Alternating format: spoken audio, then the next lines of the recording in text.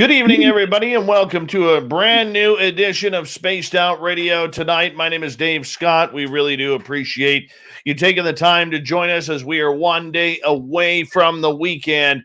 And I'll tell you, I'm excited. Be nice to get some clean air around here because the forest fires have things pretty locked in right now. But you know what? It is what it is. We're making good out of a bad situation. And I'm telling you, this show is saving me right now. Saving me. Deb Rooney is our guest tonight on Spaced Out Radio. She's with MUFON. We're going to be talking about UFOs, ET contact, and just for paranormal dessert, we are going to get into some Dogman as well because she's part of the North American Dogman. NADP project for Jody Cook. Yes. Oh my God. If you hear the siren, hold on. You'll hear the siren again. Hold on. One sec. They're going to blast it again. Here you go.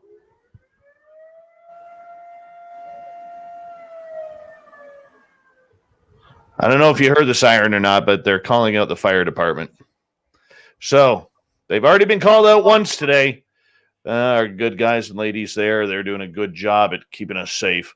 All right, let's move on. Race fan in the gold medal position. Ed Clater, who's kicking off the super chat tonight. Thank you so much, Ed Clater. We love you too, man, and thank you for taking home that silver medal. Jack Clark takes home the bronze. The lovely Cosmic Fleur is in fourth position. Space Cow, how you doing, man? The lovely Jenny Metz and Ozzy Ange, who is looking gorgeous all day long. Yes, she is. SJ, John Swan, good to see you. Jay Breezy, thanks for coming on in. National Memorial, nice to see you. Sultry Susie and Dada, how are you? Mama Susan, thanks for coming on in. Mennonite Abe and Logan, nice to have you guys here. Joe Ortegon, how are you, man? Thank you for joining us. And the gorgeous Michelle C. is here, everyone. Jeff Steve Garvey, good to have you here. Snakes on a UFO and Major Lee, thank you so much for that super chat, man. Really, really do appreciate that. That means the world, man. Thank you so much. All right, where are we here? Millennium and there's Andrew Fricker, Commonwealth Andrew. Good morning to you. Ibarata in Singapore. How are you? The lovely Carrie Ann has returned. Noble Patrick, typical watch. Good to see you. Ozzy, oi, oi to you. And Mr. Man, Mr. Ozzy, sister. Rich Hilke's here, everyone. He'll be signing autographs after the show. Line up to the right of the studio, if you don't mind, to the right of the studio. And there is, let's see here, Richard Elmore, Spanish Fly. The gorgeous Jessica McCreary has returned. David Pilcher, how you doing? All the way in Utah. Good to see you. Chad Smith, thanks for joining us. Double Tim, how you doing? Fapster, how you doing, brother? Fap will be signing autographs after the show. $25 an autograph, only in silver Sharpie, people. The gorgeous Manitoba Becky, otherwise known as the Brandon Wheat Queen, $5,900. Good to see you. Thanks for coming on in. Project Blue Book, James Fadke, the stunning Bat Mom, the lovely and talented Kara McIver from Saskatchewan. Give us a wave, Kara. Everybody can see you since it's so goddamn flat around there. So please let us. We'll wave back here, okay? We'll wave back. And Bubs, how you doing? Welcome to our chat room. Trelfamador, what is happening? Vito, thank you for joining us. I am the best thing in Canada since poutine. This may be true. Uncle Dale and his power stash are here. If you're in Austin, Texas, and you run into Uncle Dale, give his power stash a rub for 12 days of good luck. 12 days. The gorgeous Jenny White Bear, thanks for coming on in. The stunning DM, what is happening? Joshua S., Chad Smith, good to see you guys. Thank you for joining us. Jesse Peak, how you doing? Hey, Sean, thanks for coming on in. Mental Pancakes, good to see you. And I'm pretty caught up. Yeah, pretty darn caught up. And let's go here. And yeah, we got about 35 seconds before we're going to kick things off tonight. And Sherry Knight looking good tonight. Deb Rooney is our guest. She's out of California. She likes forest fires too, because they get a lot of them in her area. And anyways, good way to support this show, everyone. If you're new, hit that subscribe button, ring that bell so you know when we're going to come on live 7 days a week. And of course, the super chat is open. You're more than welcome to be like Lee and Ed and support this show that way. Let's have some fun, everyone. We got 5 seconds here before we kick things off. Let's get your horns up. Let's get ready to rock and roll. Mr. Bumblefoot, make this happen.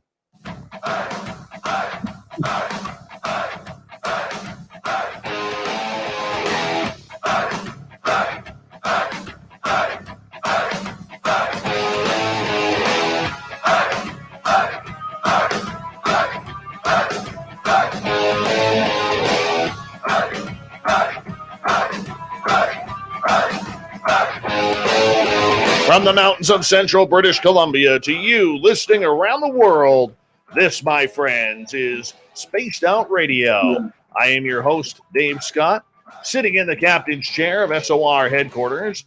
We welcome you to tonight's show on our terrestrial affiliates around North America, digitally on TalkStream Live, Revolution Radio, and KPNL. All of our archives are free by going to youtube.com/Spaced Out Radio. Do old Davey the favor, hit that subscribe button. You can follow us on Twitter at Spaced Out Radio and on Instagram at Spaced Out Radio Show. Our website is spacedoutradio.com, where we have a plethora of features for you, including rocking out to Bumblefoot and reading up on Captain Shirk's SOR Newswire. Tonight's show is brought to you by CHIVE Charities. Help make the world 10% happier by visiting CHIVE Charities today. You can find them on our website. Deb Rooney is a longtime MUFON investigator in Northern California. She has a great book out called UFO Investigator on Amazon. What makes people who are more than just interested in UFOs become UFO investigators? I'm telling you, you have to have at least a quarter weirdo inside of you to make that happen. I know. I have a third. Is it what we want to learn? Is there any truth about the intriguing enigma? We're going to find out with Deb. She's also part of the North American Dogman project. So a little bit later on in the show, we're going to skip the woo from aliens and UFOs and go straight to the woo of the Dogman. Is it a werewolf? Is it a creature that just doesn't like being noticed? Do you have to carry a tennis ball into the forest just in case you need to play fetch with one of these? Deb Rooney, welcome to Spaced Out Radio for the first time. Thank you so much for joining us. How are you? Hi, Dave. Thanks for having me. Yeah, I'm doing great. All right. You're a weirdo, much like me. You're into this stuff. And I got to fill you in here on what we're doing. I just want to fill in the audience on our forest fire situation here. So much like last night, nothing has changed in our area with the forest fires. My area is still not under evacuation order or evacuation alert, which is really good for the studio and our home. If something does change, Lynn Wallington will come in and fill in for us. I don't expect it to change tonight, but this is going on in the future. And we also want to let our terrestrial radio audience know that if something does happen, Lynn will take over the show if I am evacuated, and she will carry on the show until I'm able to get back home. So everything is good. Everything is normal here. It's very smoky in my area, so the breathing is a little bit more difficult right now, but we're getting through it. We are trudging through, as they say, us good Canadian kids right in the middle of this crap. But nonetheless, the firefighters are amazing. God bless them for their hard work. All the helicopter pilots, the water bombers, those on the ground who are taking care of it. It's a hard piece of work right now when you're battling what they are, but they're doing an amazing job and they deserve all the accolades. So Deb Rooney, we bring you back in here, and thank you so much for coming on the show tonight. You know, I want to get our audience a little bit familiar with you in regards to your love for everything weird and strange. Yeah, that's pretty much it. Well, like you said, I'm the Assistant State Director for Northern California MUFON, and I have done pretty close to 900 cases in about 12 years. And I really love working with MUFON because their database is amazing. If you truly want to dive deep, you have their database at your fingertips. And I'm talking worldwide, not just the United States. I can look up anything as far as maybe a specific shape, an area. But here in Northern California, we cover about 45 counties, and we're divided up from north and south here in California based on the fact that this is a large state and a huge population. So Southern California, they have their own state director and assistant state director and so forth, field investigators, and they cover the 13 counties down south. Now, you may think, oh, we have 45 and they have 13, but I mean, come on, the LA area is very concentrated. So they really get a lot of cases as well. But this has been a lifelong interest of mine. And my book chronicles kind of like how it all, what I feel it all began. And as my life progressed and I was having my own sightings, paranormal activity, just all these different things, it started to add up for me that everything is connected. So although you may think, oh, well, paranormal activity isn't UFO sightings, but it's something that when you are an experiencer, let's say, and you're having a lot of sightings, possible abduction, let's say, you're going to start having and noticing like paranormal activity, either in your home or just different things. I also started to realize that I was kind of really psychic. And that's kind of something that I ask a lot of experiencers. If I know that when they put a report in and they've had a close encounter, and that's something that I'll ask as far as if they, number one, if they had any kind of paranormal activity in the home after the sighting or the event. I'll ask things like, did you notice any wounds or scars on your body after the fact? So there's all these different things, but it's all connected. And then that's why in 2018, I ended up started to do research about Dogman, because that was a creature that I thought was more made up in Hollywood. I didn't know that something like that could be real. So I really dived deep into the research and kind of realized, wow, there's something to this. There's a lot of people that are seeing this creature, this cryptid. And I had gotten a hold of Jody Cook, who's the founder of the NADP, the North American Dogman Project, and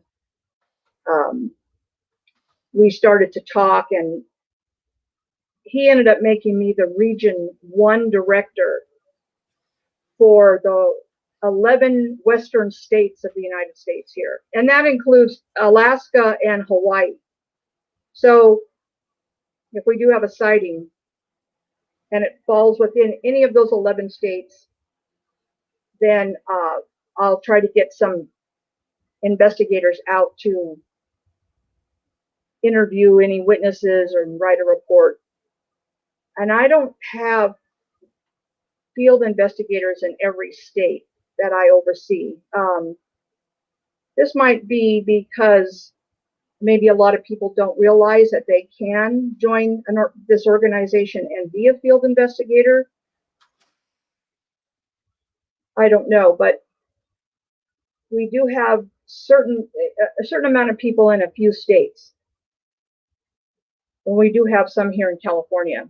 And, you know, it's not just in Ohio or Pennsylvania.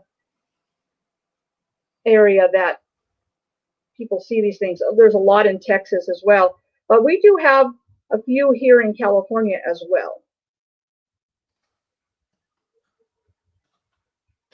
So, Ev, I want to ask you, in regard to your full-on involvement, you were somebody who went completely, jumped into the pool feet first very quickly on this subject because of your own experiences. What happened to you that made you decide that this was something you needed to do? are you talking about ufology? Ufology UFOs? and everything, yeah. Well, and it's in the book, but when I was 11, the summer of '69, I was playing up in the tree in front of our house, and I was always up there. I was at home up in that tree, and then one day I found myself, one moment I'm in the tree, and then the next moment I'm finding myself waking up off the grass about 6 feet from the base of the tree, kind of come into consciousness. And I was looking around, and yeah, okay, I'm only 11, but I'm not stupid. I knew I was up in the tree and I didn't fall. So it really perplexed me. I didn't understand what happened. And shortly after that, I forgot about it. But that kind of took on whatever happened at that time of my life. I really started to show a huge interest in UFOs, and that time in the late '60s, yeah, the whole moon landing and all that. But for me personally, it was like I couldn't get enough of watching, those cheesy '50s movies, Earth versus the Flying Saucers and all that. And I would just be climbing the roof and sitting up there, laying on the roof, just looking at the sky. Just there was a longing there, like I was missing someone. And as I started to grow older, and in my teenage years, I really started to go to the library, try to get my hands on anything and everything about UFOs. And there was no internet, obviously, at that time in the '70s. So other than the library and, dare I say it, the National Enquirer. No, but that's true though. You laugh about the National Enquirer, but you know what? I always wondered. Do you remember in the first Men in Black movie where Tommy Lee Jones takes Will Smith over to the smut rag rack and starts pulling out the National Enquirer and all these smut mags about that are supposed to be just made up stories, and says this is where we leak the UFO news to? Right. And the Travis Walton story was in the National Enquirer, and also the story of Calvin Parker and his I right now I can't think of his name, but all those stories were coming out in that National Enquirer. But to a lot of people, it was just like you said, just stories. But there was some truth to all that, as you can tell. Now look, 50 years later or 40 years later, these people are still talking about their experiences, and they were featured in the National Enquirer. But as time went on, I really wanted to just spend my whole time researching and investigating UFO sightings. It was really hard to put your name out there without, I talk to people and tell them that I was interested in that. Of course, I got a lot of laughs because there was a lot of people that just didn't believe in UFOs. But I always knew that one day it would be a household word. But yeah, I was continuing to have sightings and a lot of different experiences. And although I knew that that was kind of unusual, because a lot of people I knew at that time, they didn't, I would bring it up and they wouldn't know what I was talking about. Like, what? No, you know. But as I started to do my cases and talk to all those people, I had a lot in common with them. And it was like I didn't want to believe that I was in the same boat as them. And in 1990, I actually subscribed to UFO magazine, and a hypnotherapist was featured in one of those magazine issues. And I realized, oh, she's right here in the Bay Area, and I was living in the Bay Area at the time. So I went to go see her because I wanted to kind of find out about a couple of things that had happened to me. But I was really blocked. I couldn't get past her suggestions of seeing more about what I already consciously remembered. And she said, well, I don't know if, you know, you're being blocked by something or if it's you. And she just said, you know, I got to ask you, after she brought me out, you know, are you ready to know the truth? And I just sat there for a minute. And at that time I said, no. I was afraid. I was afraid to know what really happened. I wanted to know, and then there was another level to it. Right. Dev, what do you think that level is? Where are we trying to get to here? Well, I guess, what do you mean? Like, just in regards to the research, the stories, the phenomena itself, what are we reaching for? Are we reaching for communication with those from above? Are we reaching to find out how powerful the human can be once we finally unlocked all of our own prejudices in our mind and things that have been locked up for years? What are we trying to get to? Well, in my opinion, and based on my experiences and what's been going on in my life, I always wanted to know the truth. When I learned that I was taken, I guess I was just, I knew that something happened, but then when it came out through regression, there was a little bit of a shock because of what I remembered. But I think what it's all boiling down to is, who are these beings? Where do they come from? What's going on with them doing what they do when they take people? I think we all want to know the truth. We all want to know and who they are. Now, with disclosure and what's going on in the government, as far as they're supposed to be giving us the truth, we don't need anyone to tell us they're real. We already know that, especially people like me. We see them all the time. But it's more like, if the government has the answer of who they are and why are they here and what's going on with them taking people, I think that's the bottom line.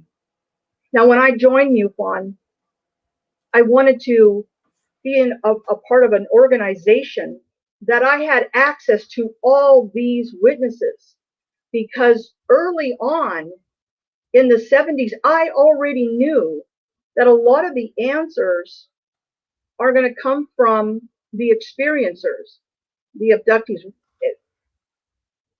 They're right there. This is going on with them, or I should say us, because now I'm in that boat. But there's only so much that comes out when we are faced with being taken, and we remember, whether it's conscious or through regression, that there we are laying on a table, and there's these entities. We don't know anything. They're not talking to us and saying, oh, hey, well, this is why we're doing this, and this is what's going on, and this is who we are. They're not giving that information. And if they did, a lot of us are going to not remember. And even through regression, it takes several times to break these barriers to get some of this information. I know I tried regression once on some of my experiences, and I continually got blocked. And the minute that they would try to go deeper, I could hear my guides in my head saying, yeah, that's far enough. We're hitting the brakes right here. We're not allowing this anymore to happen. And I came right out of it. And I know a lot of people have that issue too, almost like when they lock those feelings in, or those emotions in, or that memory of what happened it's almost like they don't want you to know what's going on. And we have 2.5 minutes before we go to break at the bottom of the hour.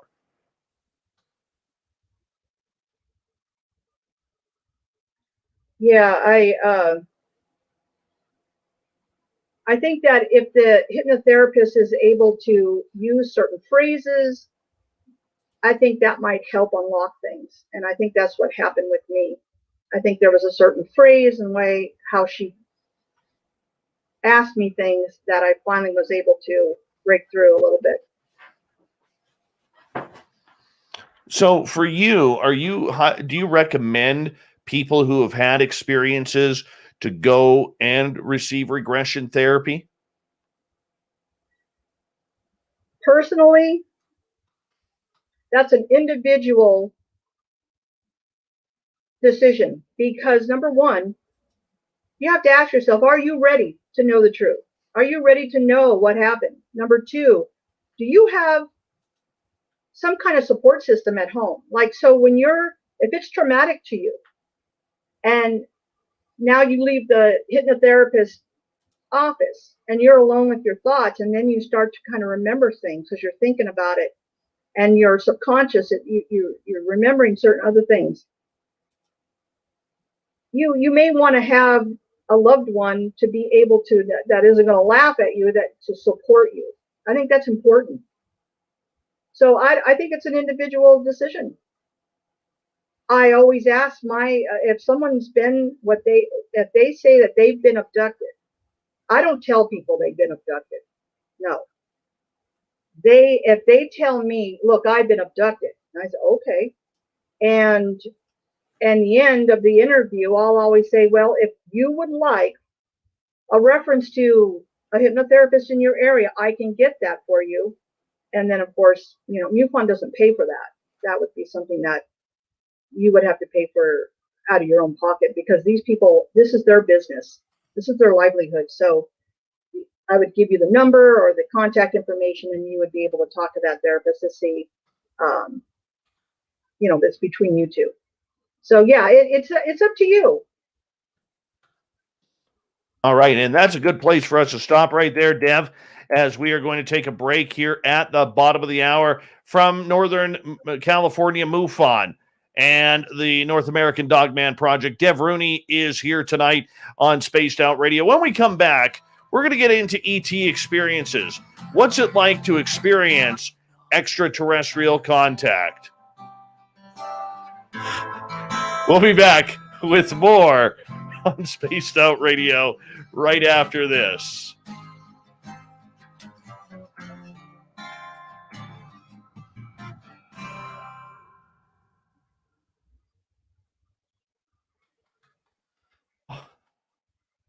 One of my guys from my daytime job just jumped into the chat room, and it's killing me here. I didn't expect him. There he is, Paulie Poopy Pants. Yeah, there he is. Yeah. Hi, gorgeous Kilbasa Nova. How are you? And oh, this smoke is killing me. Killing me already. Not really, but uh-huh.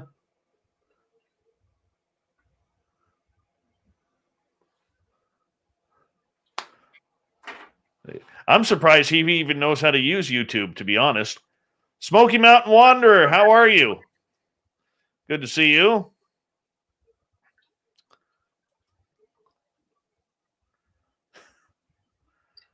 Oh, Polly. You know I don't talk my daytime work in here. But let me tell you, Polly, it's on tomorrow. It is on tomorrow. The gloves are off. I'm going to have a little sip of lemonade here, Paul. I'm surprised you even know how to use YouTube.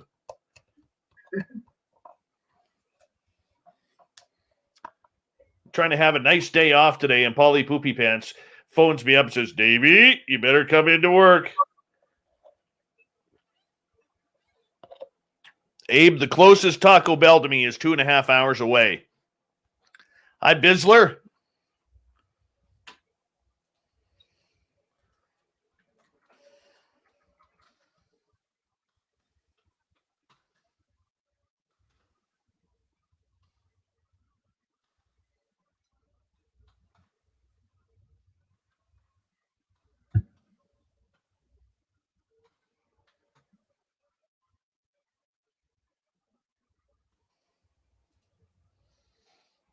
Let's see here. Who else do we got that's new in the chat room?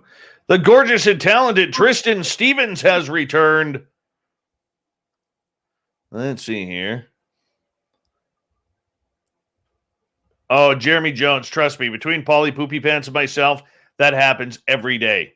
Every day. All right. Gonna ask you, Dev, because we have a couple of questions here that we like to ask our first-time guests here. All right. What is your opinion of eating breakfast foods for dinner?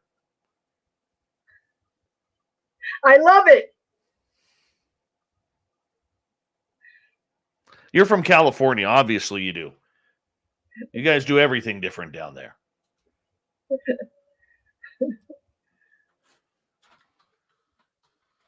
And your second question is Devil's Tower in Wyoming.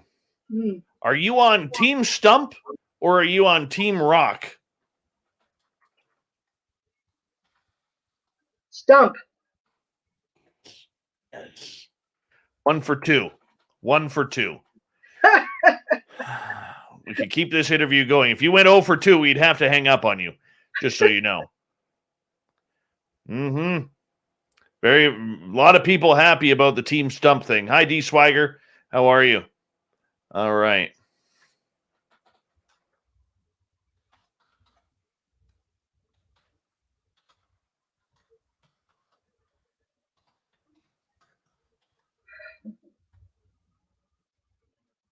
Let's see here. Who else we got that's coming in?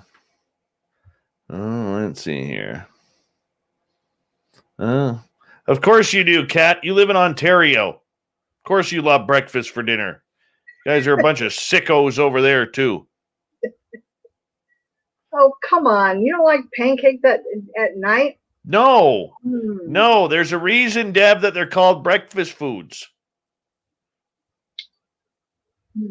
And Marie, at 3 a.m., I am either eating pizza or tacos, not breakfast in Vegas. Terry, you're a Toronto Maple Leafs fan, so you don't have a say in anything. The only thing you got to figure out is 1967. Bim Jim, my brother from BC. How are you? Yes, that's Polly Poopy Pants, Jenny Metz. Polly Poopy Pants. Yes. And if you worked with him, you would understand his nickname. Bacon is universal, Black Rabbit. It can be used on anything. I want to say a big thank you to Marie, to Major Lee, and Ed for the awesome super chats tonight, kicking things off. It's a great way to support what we do on this show on a nightly basis. Also, a big thank you to all of our new subscribers that have tuned on in and all the veterans who listen to this show. We really do appreciate you. We're going to get going here in approximately 5 seconds. So sit back, relax. We're going to make it happen right now.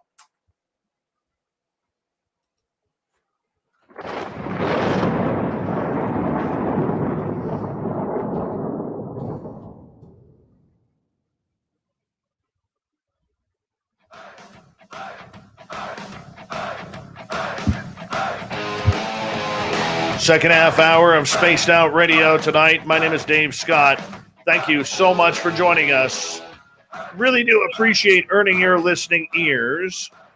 I want to remind you that if you missed portions of this show or others, you can check out our free archives by going to youtube.com/Spaced Out Radio. Do me the favor, hit that subscribe button. Our website is spacedoutradio.com, where we have a plethora of features for you, including rocking out to Bumblefoot and reading up on Captain Shirk's SOR Newswire. Follow us on Twitter at Spaced Out Radio and on Instagram, Spaced Out Radio Show. We continue on tonight with Deb Rooney. She's from MUFON in Northern California, as well as the North American Dogman Project with our good friend Jody Cook. And Deb, we're going to get into some ET contact here because, I mean, everybody likes a little bit of aliens every now and again. So let's just get right into the whole alien specter. What the hell is going on with this?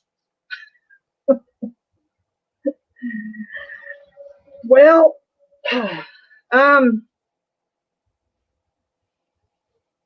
so are you talking people that claim to be abducted? And how much ET contact are you seeing in your job with MUFON? Not as much as you would think. And that might be because there are people out there that maybe are afraid to, put in a report about it. The people that I have talked to in the past, some of them had told me that when they talk to their friends or their family members, they're not believed. And they're always appreciative when we're listening to, their testimony. They appreciate it because, they've had some ridicule, and it's hard for them to, talk about this. This is a very personal thing. There's a guy that's in my book. He was abducted, and at first, when he put in the report, it was a sighting. There was missing time, and he knew it because he would say, "Oh, I went to sleep in the car," and then he found himself in a field in the middle of the night. But it wasn't until he went in under regression, and he went several times. It wasn't until then that he realized he was taken. And then he remembered a lot about what was going on once inside the craft. So, there's a fear factor when you're an adult and you're taken, and then you realize that has happened. That compared to a child. Now, when I was a child and I was under hypnosis and seeing the beings that I did, I wasn't afraid. There was the one smaller one that I was trying to talk to, but the one standing over my head, my face, I wasn't afraid. I was really creeped out by it. And, but adults seem to be, it's different. So adults are more, adults want to have control of their lives, right? We want to have the say about what's going to happen, what happens with us. And when something like being taken, feel like it's like against their will. So you either become frightened or you get mad. So adults, it's very different, but there is a fear factor, I would say. Can you give us a story or two about some of the cases over your time with MUFON that you've dealt with ET contact and what's happened? Well, it seems to be kind of the same. You know, they talk about realizing they're laying on a table, and depending on what they see or what sometimes they're paralyzed and they can't really move, so they can only move their eyes. So if their view, like if they're laying down and at the feet there's some entities there, they can see them, and unless there's some on by their head or by their shoulders, they can't really look around, like move their whole neck all the way around. But it seems to be the same. They're on a table, they see certain entities, they're doing different things to them. Sometimes they can see an instrument, and sometimes they can't. Now, there was a lady that I interviewed, and she talked about being taken since she was a child. And as a child, she was taken, and aboard what she would feel that it was a craft, there were other children with her. And she was taken regularly, right? And it was the same children. So she made friends with this one girl that she would see every time she was taken up, and all the kids were there with her. So they just gathered up all the children. But there was different. It was interesting because she was given, like as a child, they're given these different experiments or different things to do, and she said that there was these boxes, these different colored boxes, and if she touched it, it would actually take her to a different realm. And each one of those boxes that she touched that were different colors brought her to a different realm. I thought that was fascinating. No kidding. When you say entities, what kind of creatures or beings are we talking about here? A lot of times it's the little grays with the big eyes, and they seem to be the ones that are tasked with grabbing us and taking us, bringing us to the ship or whatever. And it's not until inside the ship that you're going to see these taller insect types, reptilian types, and the insectoid or praying mantis types. They seem to be the ones in control of what's going on, like the reptilian types as well. But a lot of times it's the grays that a lot of people remember seeing. What about like the mantid beings or the reptilians? Are you getting a lot of that?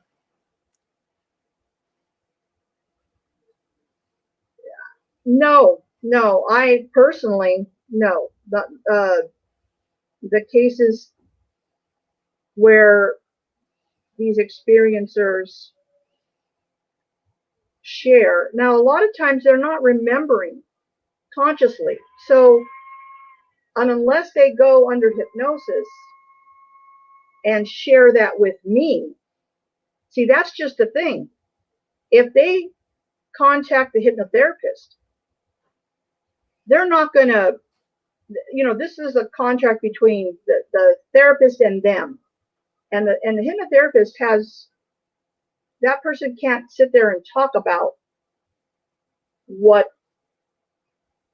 transpired with these people.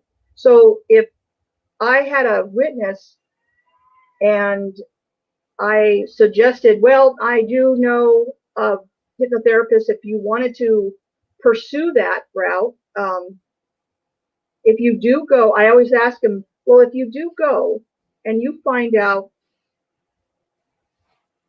additional information, would you mind sharing that with me? Because I wouldn't be privy to that information, because the hypnotherapist is not going to share that stuff. So I've had a few that have come back and shared stuff with me. And then another woman that I know, she was, everything points to abduction in her case. And she did try to go to a couple of hypnotherapists, but she was blocked. She said, I don't think I can be hypnotized. I said, well, okay, and she wanted to pursue to find out what happened. And hers is a very interesting case, but unless they remember something consciously, I'm not going to know that information. So when you have people coming up to you saying, I've had some sort of ET contact, is it normally the grays that they are seeing, or is it something more that that we aren't seeing? Like, is there strange cases of beings you've never heard of?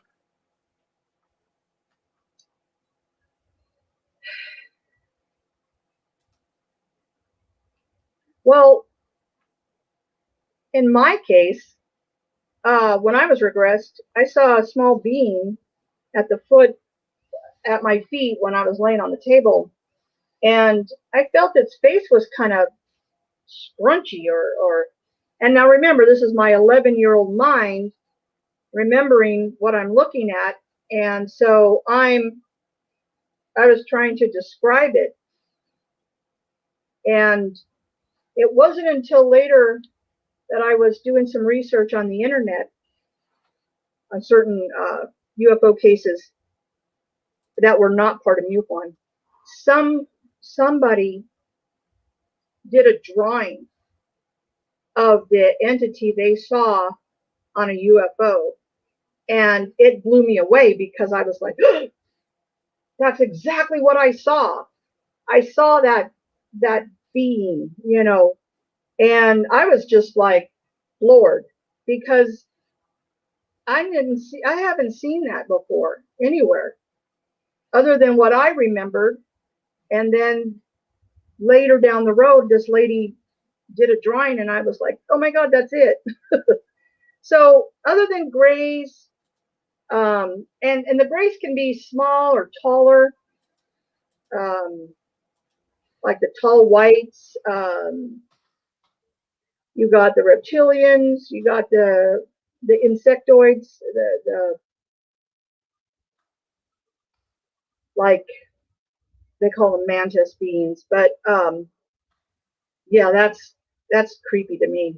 I hate spiders. And it just reminds me, those beings remind me of spiders. The limbs are so thin, and the shape of the head, and just, I don't know, it's freaky for me. I think that's why I'm so petrified of spiders, is because of that. Okay, so the idea that people are having experiences with all sorts of different beings, namely the grays, the amount of people you've talked to regarding this, have they had positive experiences, negative experiences, or a healthy mixture of both? I think it's both, because it's all about how you perceive what happened. There are, now we're talking adults now, but if they feel that they were hurt, if it was traumatic for them, being dragged out of their house, or not really dragged, but you know what I mean, taken against their will, because we all want to feel safe in our bedrooms and or in bed. I mean, that is a very private kind of a safety thing for humans, I really believe. Because when I'm in my bedroom and I'm in bed, that I want to feel safe there. And if something is coming in there that you can't even recognize as human, and then you're taken, that's traumatic. So it depends on your perception of it. So if you felt that you were hurt, they hurt you in some way physically. If it scared you and it made you mad that they took you against your will, you're going to kind of look at that in a negative way. If you feel like they were angels, I think Betty Andres and Luca, she looked at the entities as angels unaware because she was religious, and that's what it says in the Bible. So she looked at them as angels, and so it was a positive experience. But then her case was amazing because she was taken to different realms, and she documented all this by doing all her own drawings. So it was very amazing to me. I just love that case. But again, if you're, and I can't even say that about religion, because I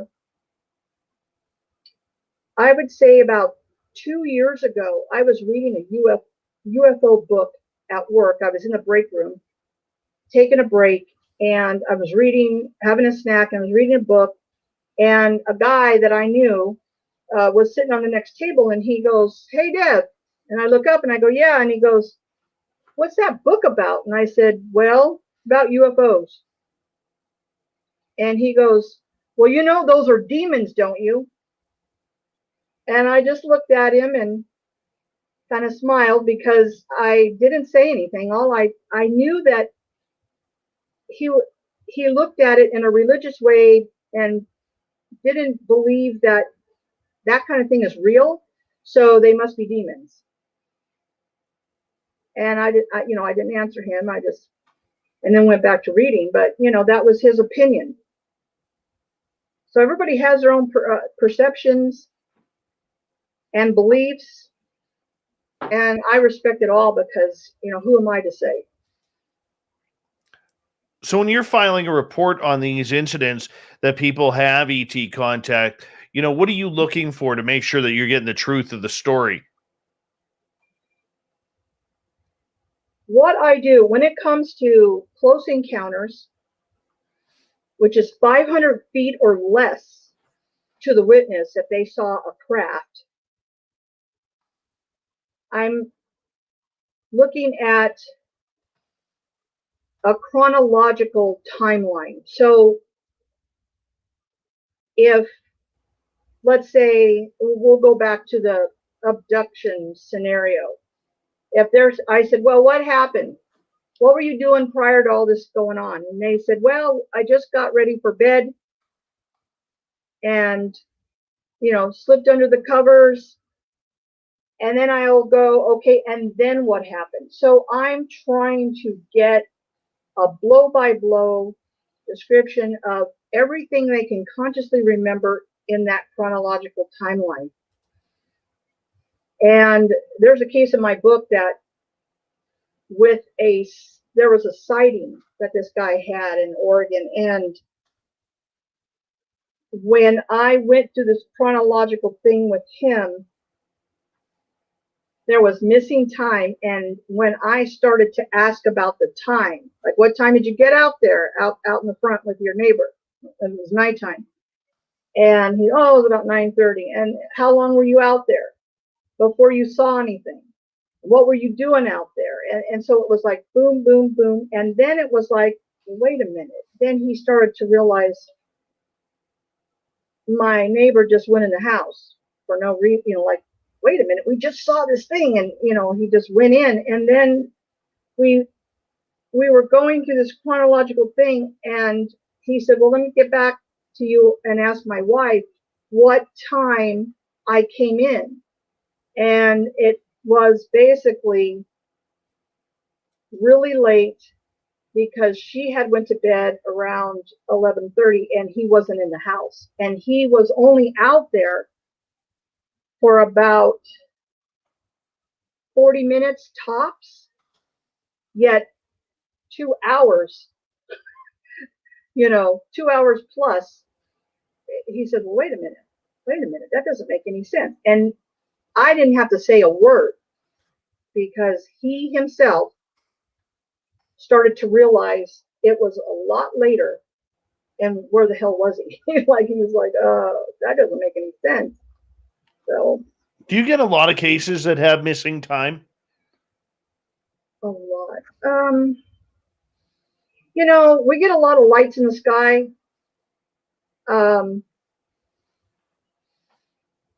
Something that looks like a star, the size of a star going by, like at night, or maybe during the day there might be an orb or something. We get a lot of those. We don't get as many cases that deal with missing time or entity experiences. I think a lot of people just don't come forward to report those things. Why do you think that is? Do they even know it's happened? I think because they're afraid of ridicule. They have a lot of times, if they do come forward, they will say, well, I was telling my family about this and they were laughing at me. And I said, well, what made you decide to report it now? He's, well, I kept quiet for a long time about it, but then I just figured, well, I wanted to just have it documented somewhere and be able to talk to someone that isn't going to laugh at me and have a conversation about what happened. So that's what I believe. Okay. So for those who are having troubles trying to bring it forward, I understand the fact that, there's always that big decision of whether or not you want to bring it out towards your friends, family, because of the ridicule that goes along with it. That's a very painful subject that many of us, myself included, have actually gone through, Deb. But the idea that these reports still need to come out, how do you get the conviction of the people that this is the right thing to do?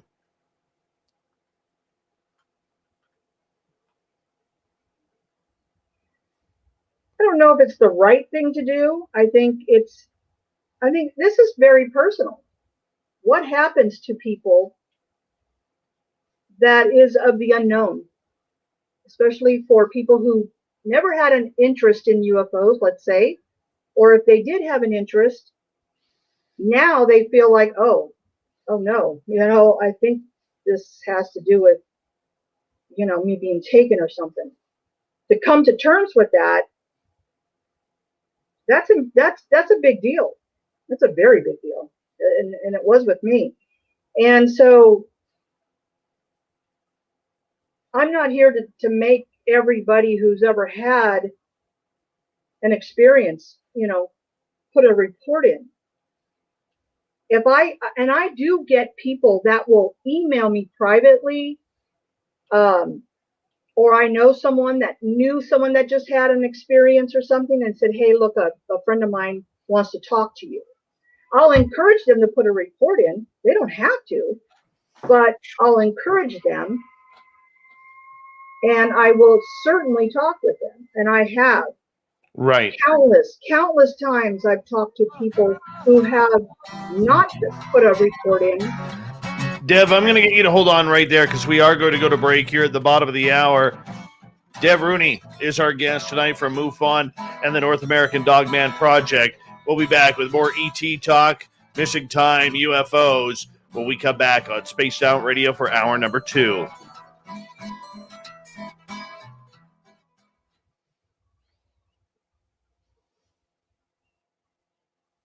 All right, we're clear. I'm just going to run my dogs outside. Is that your cat in the background?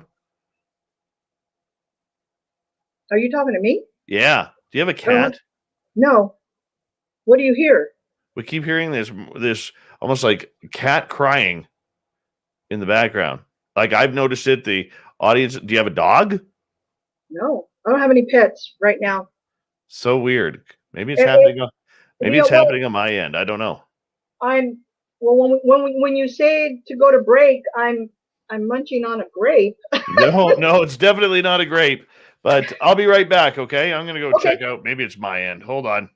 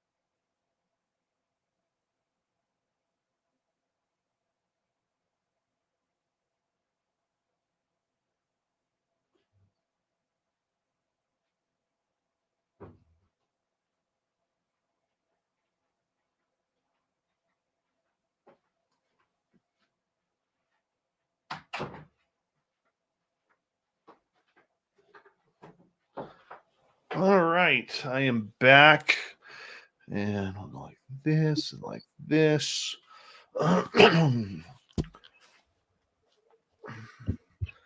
Hello, Sadie Adler. How are you? Welcome to the show. Preston Beckett, welcome to the show. Who else is here? I don't know, but I'm getting heartburn.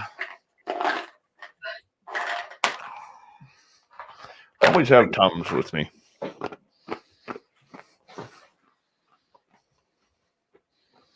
Adam, because I take my dogs outside. That's why.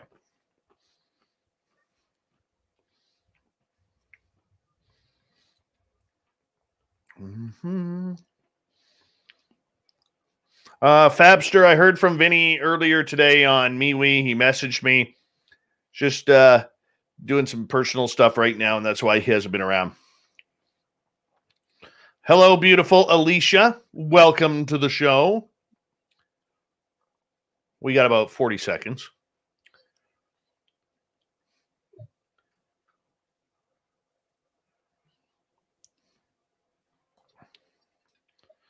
And, oh, Clam, you're coming in late tonight. All right, big thank you to Ibarata, to Marie, Lee, and Super Ed for the amazing super chats tonight. Thank you to all the veterans who are listening to this show as well. We're going to kick off hour number 2 right now.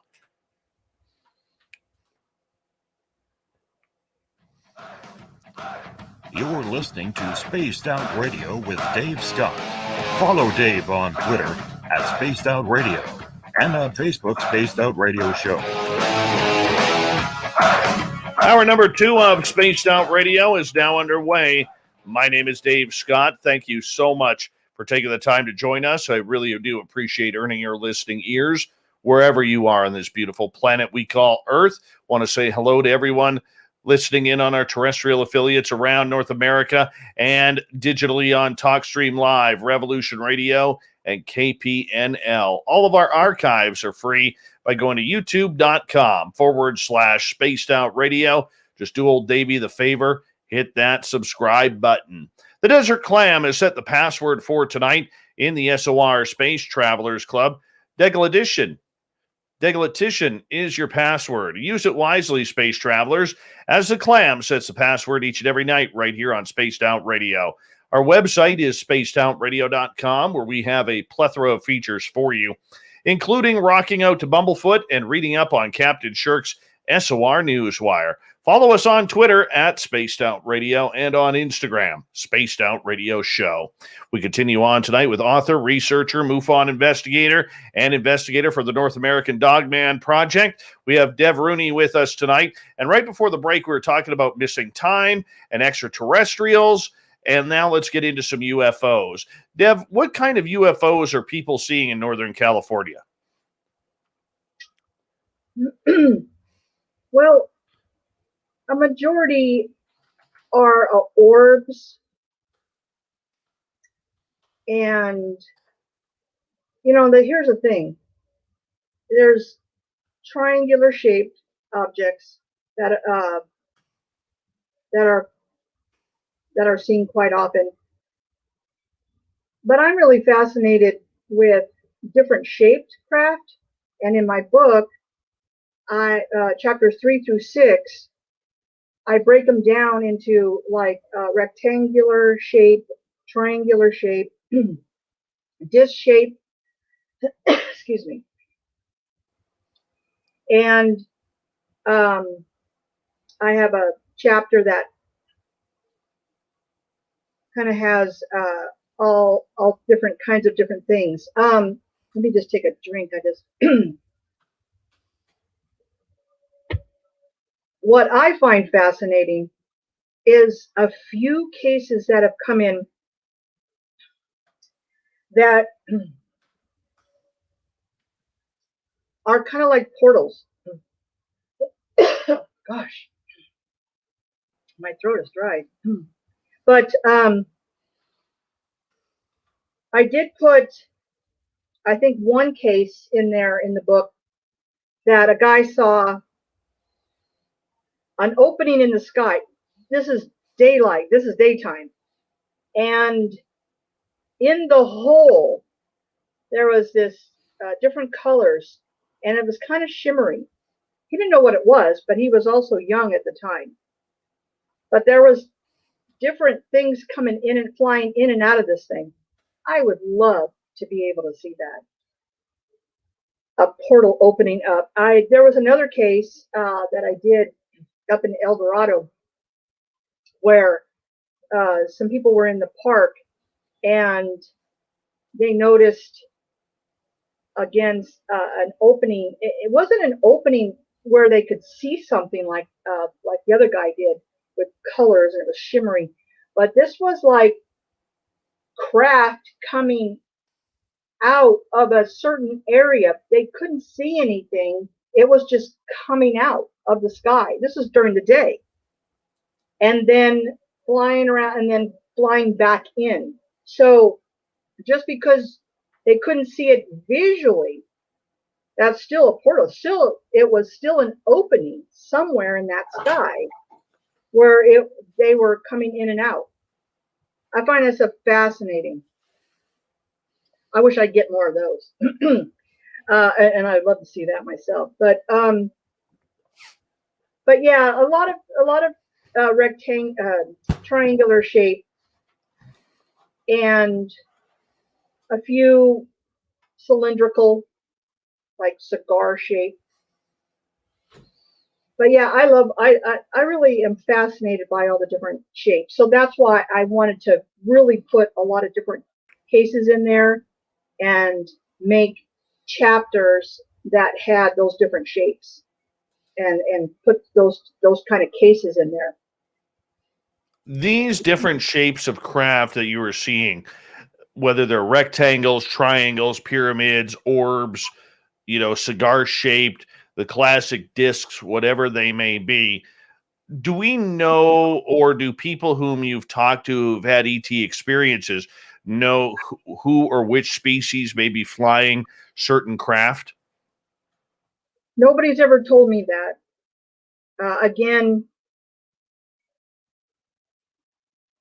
all we have is if that person went and had regression and they remembered all this additional information as far as, oh yeah, I was taken inside, then they can talk about the ETs that they saw. The one that I was talking to earlier about, where he was, actually he was in Yosemite. This was years ago, but he went to sleep in his car because he just drove up there and went to sleep in the back of his car. And the next thing he remembers is now he's in the field in the middle of the night, but the shape that he saw was circular. It was a circular craft. So, but again, a lot of people are not going to remember consciously. I mean, I forget his name now. I think there was one guy that wrote a book. Gosh, what's his name? He remembered so much consciously. It was amazing. Jim Sparks, that's what it was. That's who he was. He remembered so much consciously. I was kind of surprised. Like, that really doesn't happen too much. But and again, I'm only dealing with Northern California. When it comes to MUFON, we get cases that are in our jurisdiction. So I'm never gonna get cases that were in Nevada or Florida. That they all those states have their own MUFON investigators to handle them. Now, what's interesting too is, like, if somebody had a sighting up here a couple of years ago, and then they moved out of California, and now they live in Texas, right? Well, that case will still be ours because the event or the sighting happened here. So just because they're now in another state, it doesn't matter because that event happened here. Unfortunately, if they're out of state and I want to meet with them at the exact sighting area, they're not going to travel all the way over here just to do that. So that's the only downfall about someone that's moved out of the area, is that, they're probably not going to come here. And if I say, well, gee, I would have loved to have, one guy in my book, that happened years ago, many, many years ago, he had a sighting here, but now he's moved out of state. But he gave me the exact coordinates. So I was able to pinpoint it and then work with him on the phone and say, was this it? And yeah, that's exactly where it happened. And I drove up there to the site. I was glad I did, because it really gave me the perspective of how close this thing was.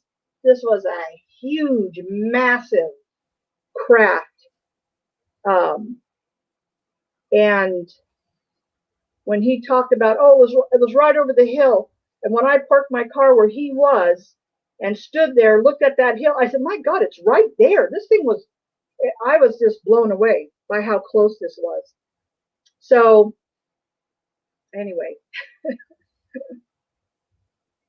That's unbelievable. Unbelievable. I want to ask you, in regards to the craft that people are seeing, what time of day are they seeing it? Are they seeing it during the day? Are they seeing it at night? And if they are lit up at night, what kind of lights do they seem to have on them? Because this is where I think a lot of people, Dev, get confused, because people fly drones, people fly remote control helicopters. There's big time airplane sized drones that are out there, doing whatever they're doing. There's military craft out there that many people don't recognize. And, some of the videos that I've seen over the years, I mean, it's so easy to see that it's an airplane or something human due to the way the light configuration is on it. Well, absolutely. And, it seems like it's at night because when I see the videos that come in and they are shot at night, I always view it before I actually talk to them. And then I start asking all these questions about, well, when you shot this video, where were you? Were you outside of the vehicle? Were you outside of the house? But here's the thing. I always tell them, I want to know what you saw visually. I already see the video that you submitted or the picture. I don't want to hear what you are describing in your video and picture. I want to know what you saw visually. Okay, number one, did you see it visually?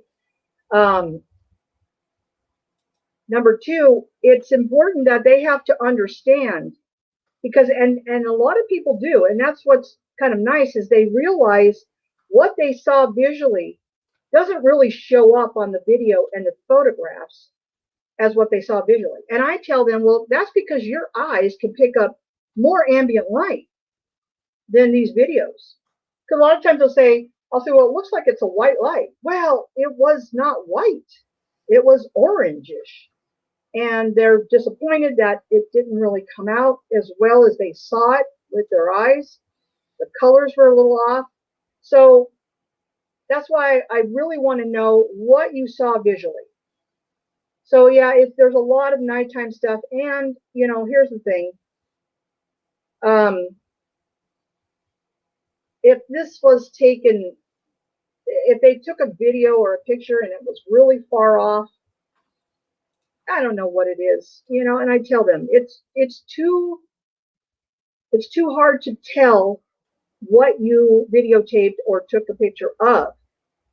Now, if it is significant enough where I will go out to the sighting area, I like to go during the day, even though it was shot at night, because I want to see, was there a house on the hill? Was there some kind of street lamp?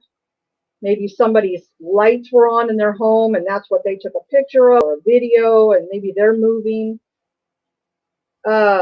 It's so important to be able to see that whole area in the daylight so that you can see what is beyond in the darkness.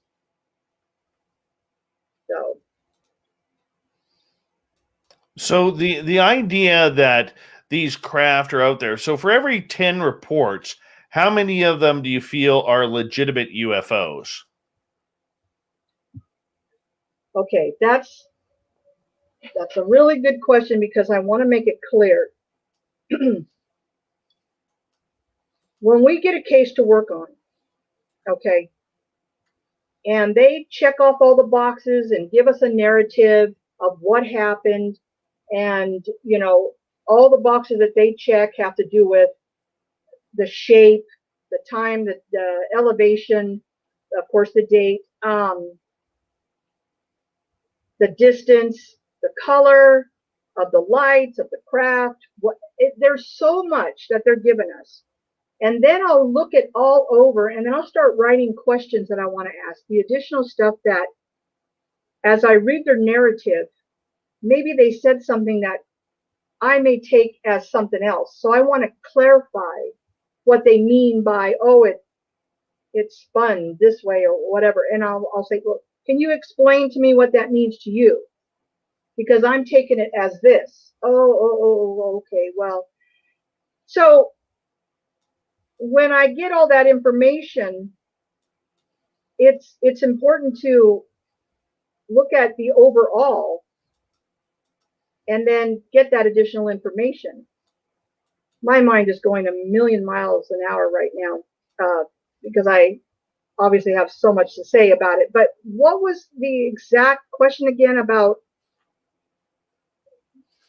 Just in regards to the idea that these craft that people are seeing, we don't really know what they are. We don't know their trajectory. We're not good at identifying things. Right. How do we know which ones are real? Right. We don't. Now here's why. Because we are to look at all the evidence, which is witness testimony mainly, if there's a video or a photograph, and sometimes that may not help because it's just, you just can't determine anything with it.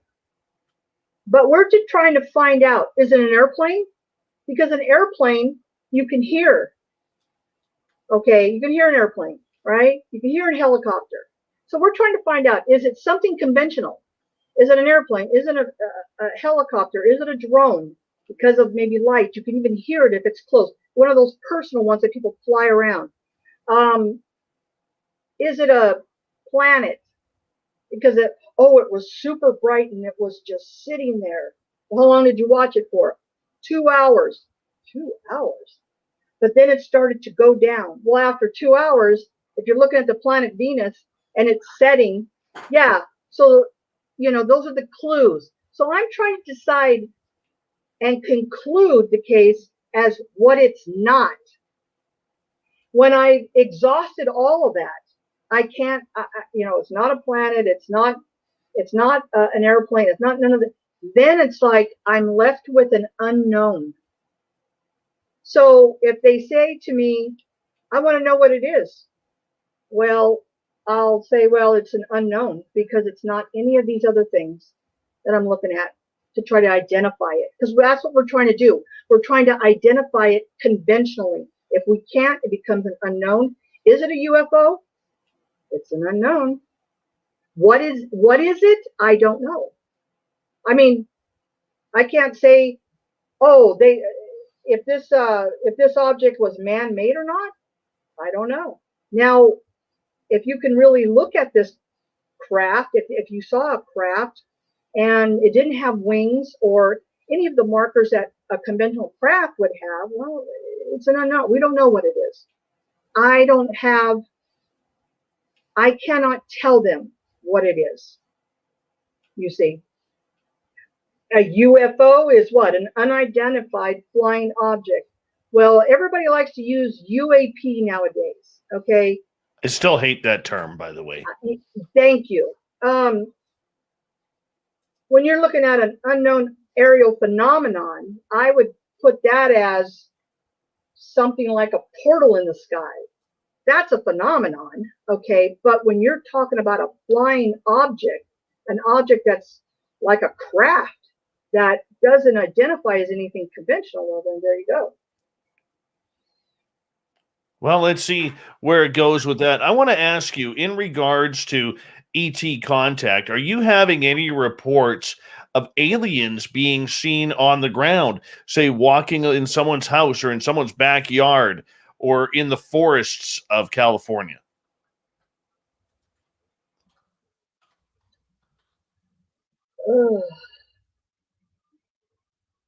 I don't, not lately. Now remember, I'm one of, let's say, 1, 2, 3, 4, 5, 6, 7, 8, 9, 10.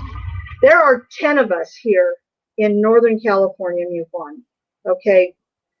And we all do cases. So a lot of times these cases are being distributed to all 10 of us.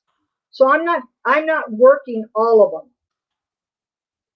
And, but I do, as the assistant state director, I do see all that come in.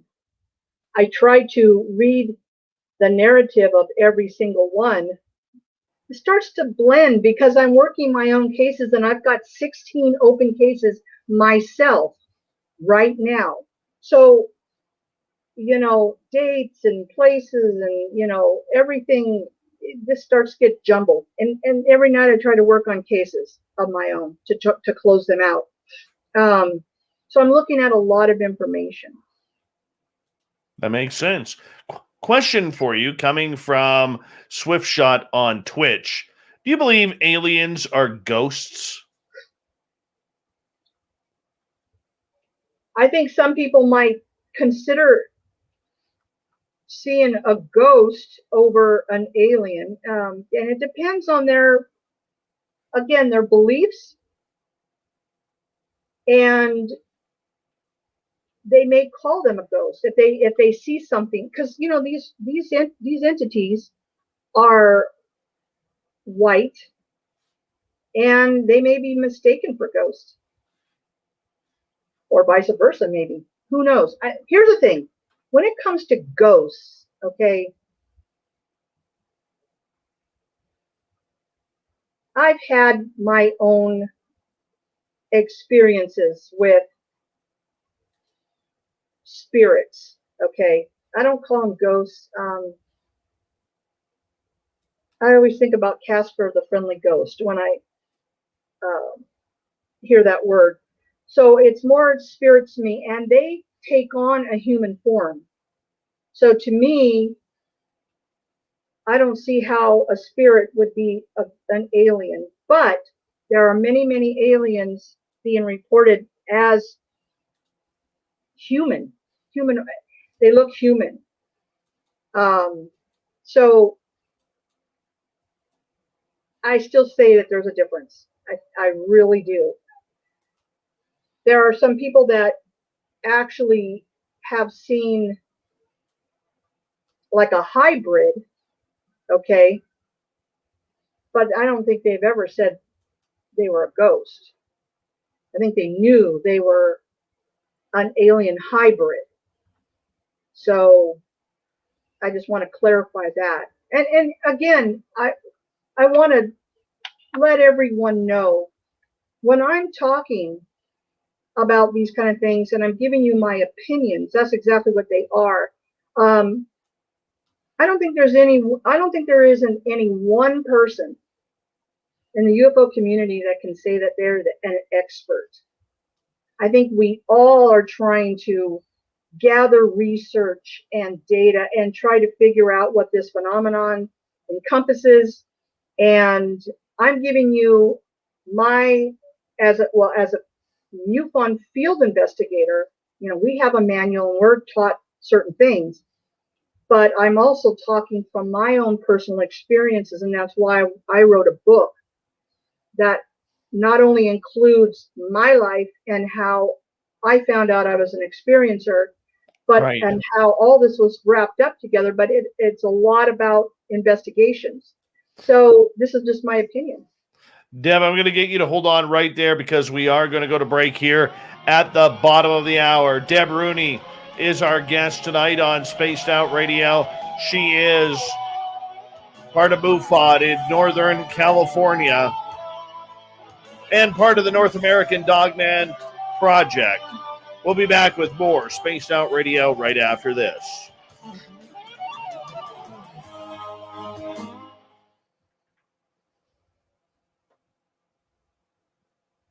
All right, we're clear.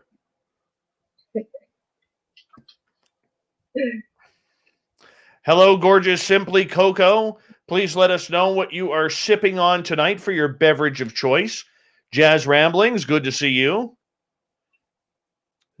Spanish Fly, I'll get to your question when we come back from the break.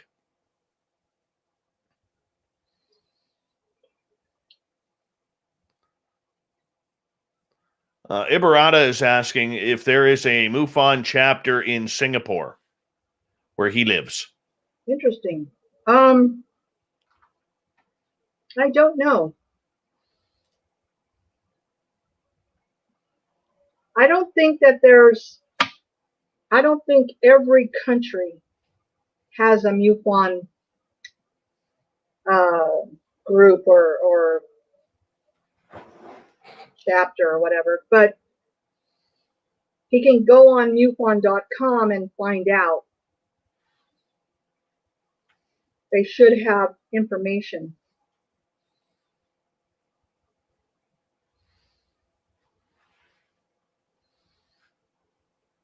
Cool.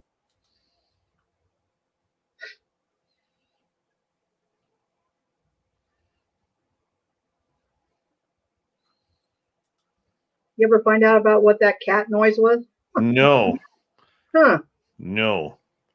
That I do not know. Well, it might be, you know, I have, you know, like these paranormal type things going on. Okay. I just went on vacation a week and a half ago, and I was in a Victorian hotel, very old. Man, I was freaked out. Something was there. There was a presence. Well, And, I put it this way. I can tell through my headphones that it was coming through your side and not mine. And it sounded like a cat that was really upset, like really hardcore meowing. Almost sounded like a cat crying.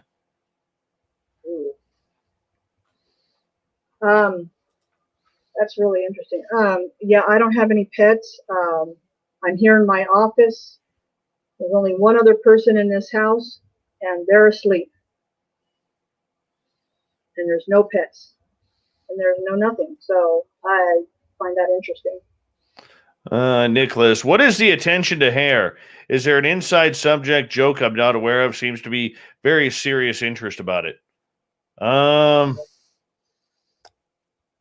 Just like a good set of hair. Not going to lie. High quality mustache beard combination. It's always worth it. You know, why not point it out?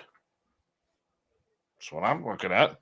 Here, just for you, Nick. I'll let it go here. Oh, yeah. This for you, Nick. There we go. I'll even take the hat off for the rest of the show for you, buddy. Oh. There we go. There we go. Thurston Howell III, how are you? Please update us on how Lovey is doing. Little Davy Altman. Little Davy Altman is here. Hey, Cedric. The closest fire to me, there's a massive fire about 13. Nope, I got to add in 8. About 20 miles from me. And that's south of me. That's the big one that's kind of roaring this way. And yeah, that's a big one. But otherwise, we're good. We are good. The smell of fire smoke sucks. By the way, for the update, the lovely and talented Simply Coco is sipping on sangria tonight. Sangria is your drink of choice. Thank you, Simply Coco. We love you. Cedric, good to see you. Have an air conditioner in my house. Yes, we do have an air conditioner in the house. Judith Nemeth Almasi, how are you? Welcome to our chat room from Budapest for the first time. Let's put you up on the screen. Judith, welcome. Thank you for joining us. The lovely and talented Tony Dewhurst is here. Magnus, what's going on? Thank you to Canadian Troy, Ibarata, Marie, Major Lee, and Ed Clater for the super chats. And we appreciate that. Thank you to all our new subscribers. Make sure you hit that subscribe button. Nicholas, you can grow your hair to be like mine too. I highly encourage it. And use a good high-quality shampoo and conditioner. Hello, gorgeous Jordan Ashley Pettit. Here we go, everyone.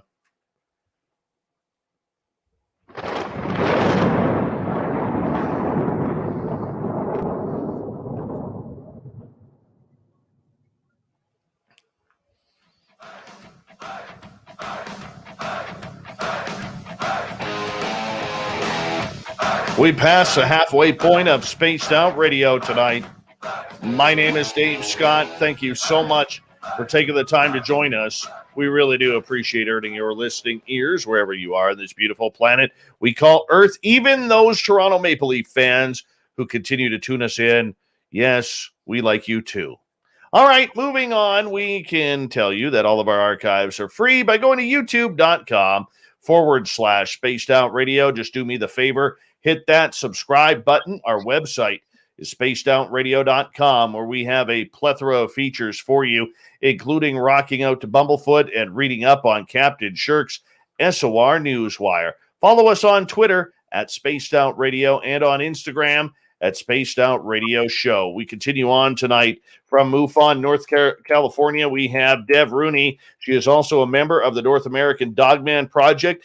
Dev, pardon me, welcome back. Hi. Hi. How you doing? Good. Having fun yet? Yep. Awesome. I do have some audience questions that they want to get in, so we're going to throw a couple of those in, if you don't mind. Okay. Spanish Fly is asking, in your research, what is the percentage of these cases being factual and not theory? Theory.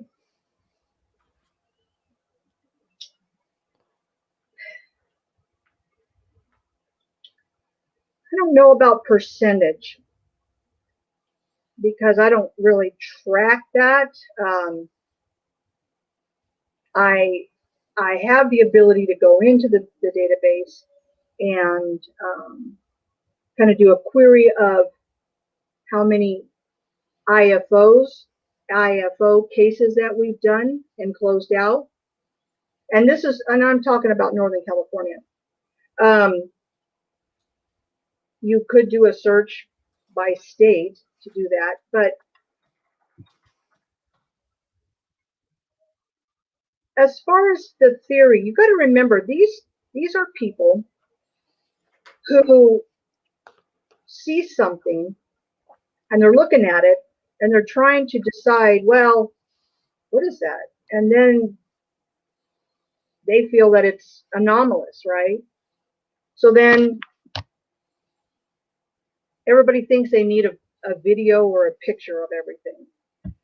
Frankly, they just don't do it justice. And when I have my own sightings, I don't even bother wondering where my phone is or grabbing my phone, because I know that the minute I see something that I know is unusual, and I see craft, I don't see just a light in the sky, a little star thing moving around,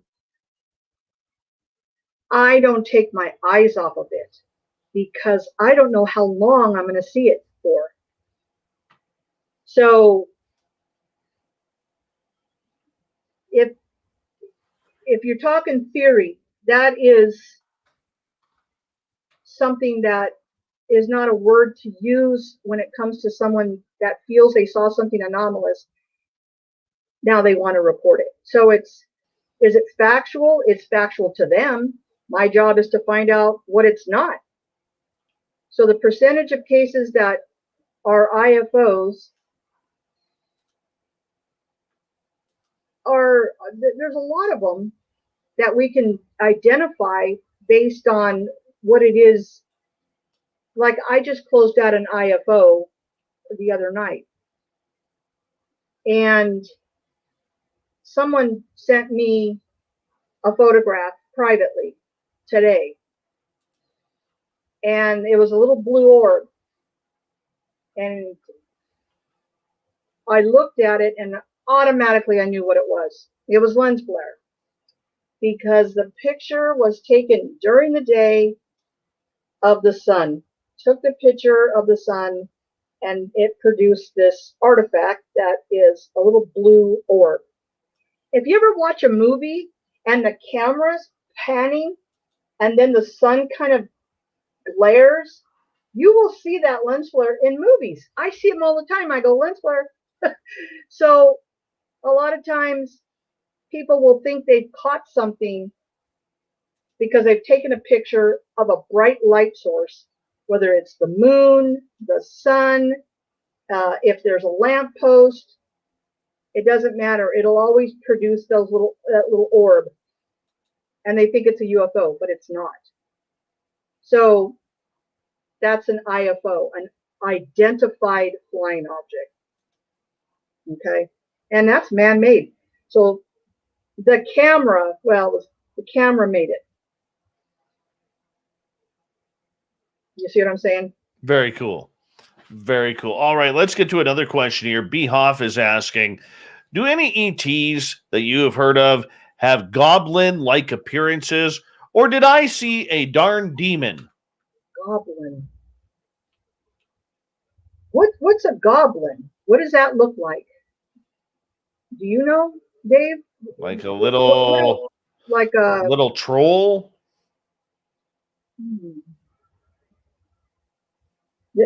Is a goblin? What's a goblin? Is that like that's not with horns or anything, right? I mean, that's Like a troll that lives under a bridge. Yeah. Are you talking those little trolls that were like the little troll dolls with the hair? Something weird like that? Take the hair off and turn the skin green or dark. I don't know. I mean,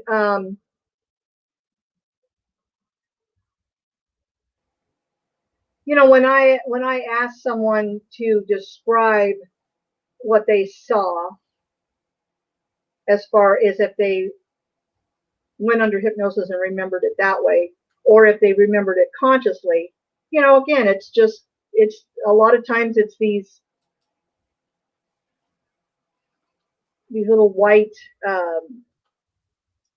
my mind's actually going over here because in my book, the guy that was abducted from Yosemite, he sent me a drawing of the entity that he saw under hypnosis, and it looked mean.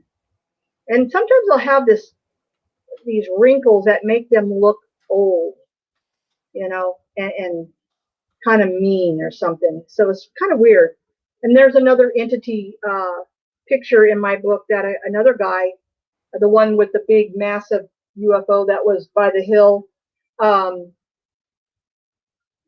he remembered through a dream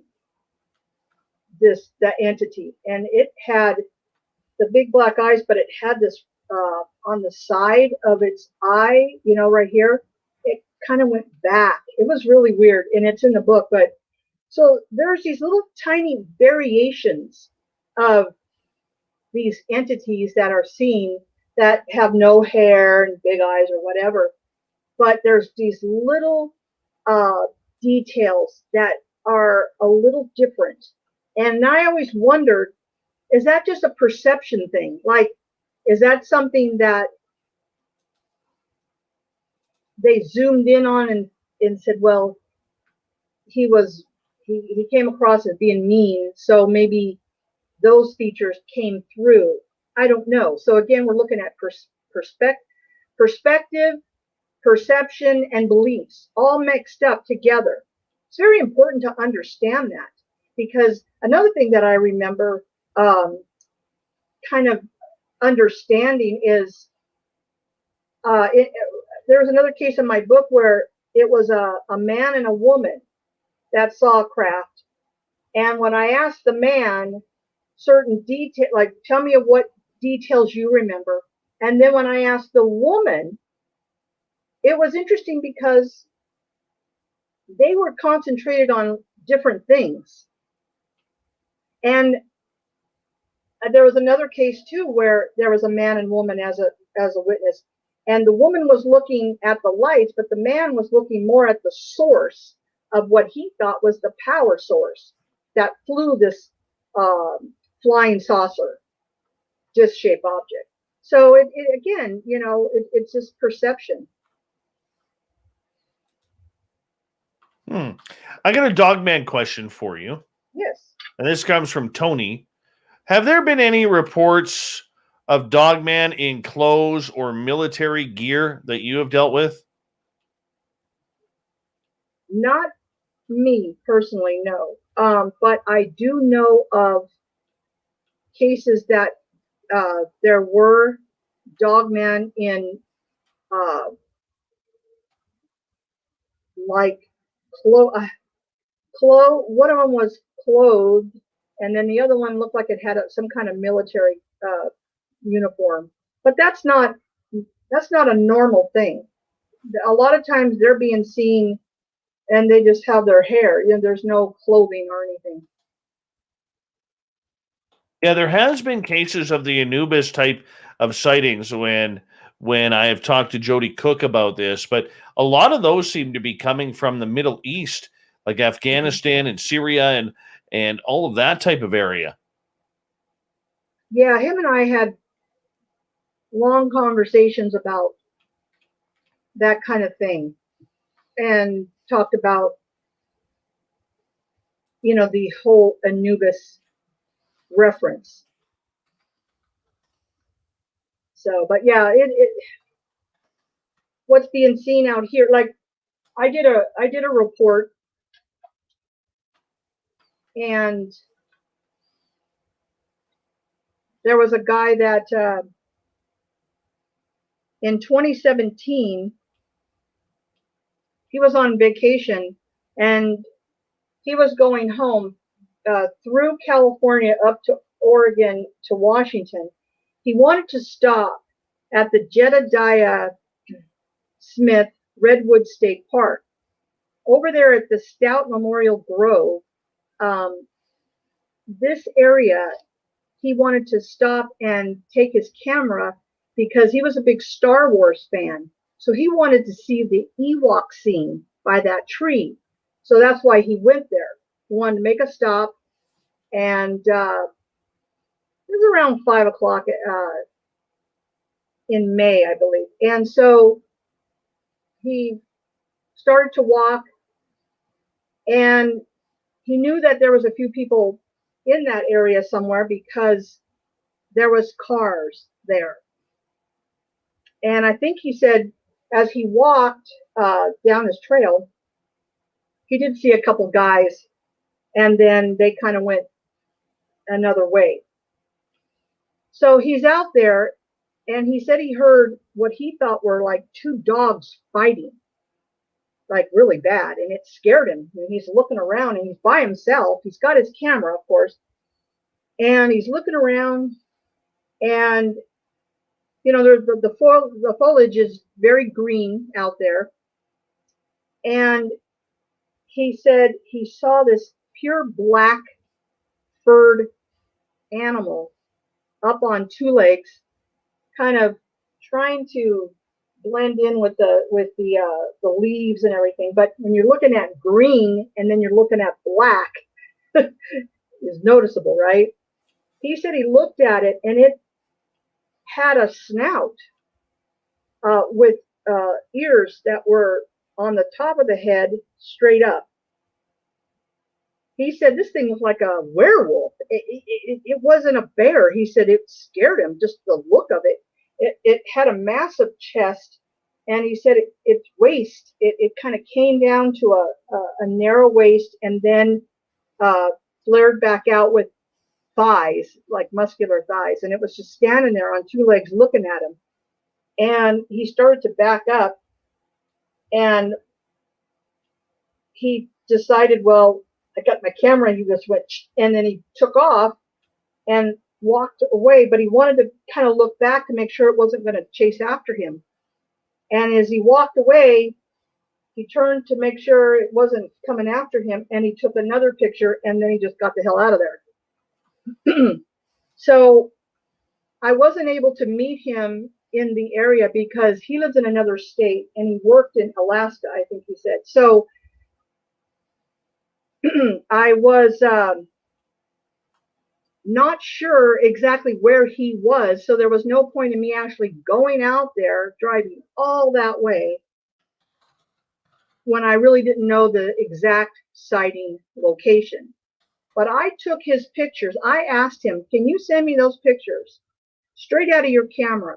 Because then I wanted to check the metadata. I wanted to make sure this was not photoshopped. And so I checked them, and the date and the timestamp matched what he said. The camera that he used matched, because all of that EXIF data, all that data in the photographs was intact. So I knew this thing, these pictures were not photoshopped. They were not manipulated at all. So I told myself, well, that proves that something was there. I tried to get a hold of the ranger station up there and talk to somebody and, you know, leave a message type thing, because I wanted to find out how prevalent black bears were over in that area. And when I did talk to the guy, I think I talked to him. It's hard to tell because this is a long time ago.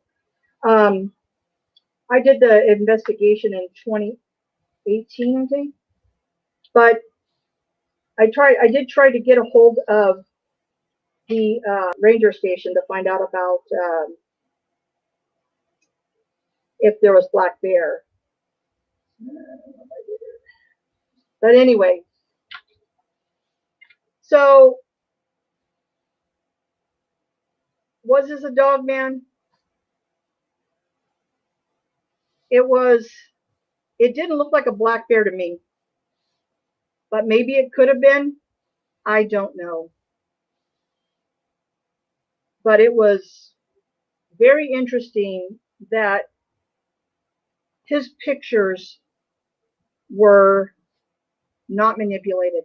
Now, if anyone wants to look at those photographs, you can go to the North American Dogman Project.com and they should be up there. Those photographs.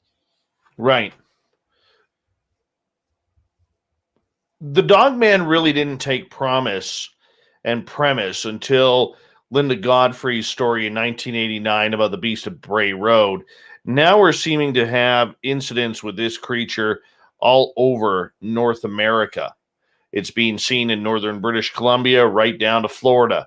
And I'm wondering, were we just before, kind of pushing this creature in, and writing it off as a different looking Sasquatch? Or is it new to what we have seen over the last, say, 35 years? Well, yeah, Linda Godfrey,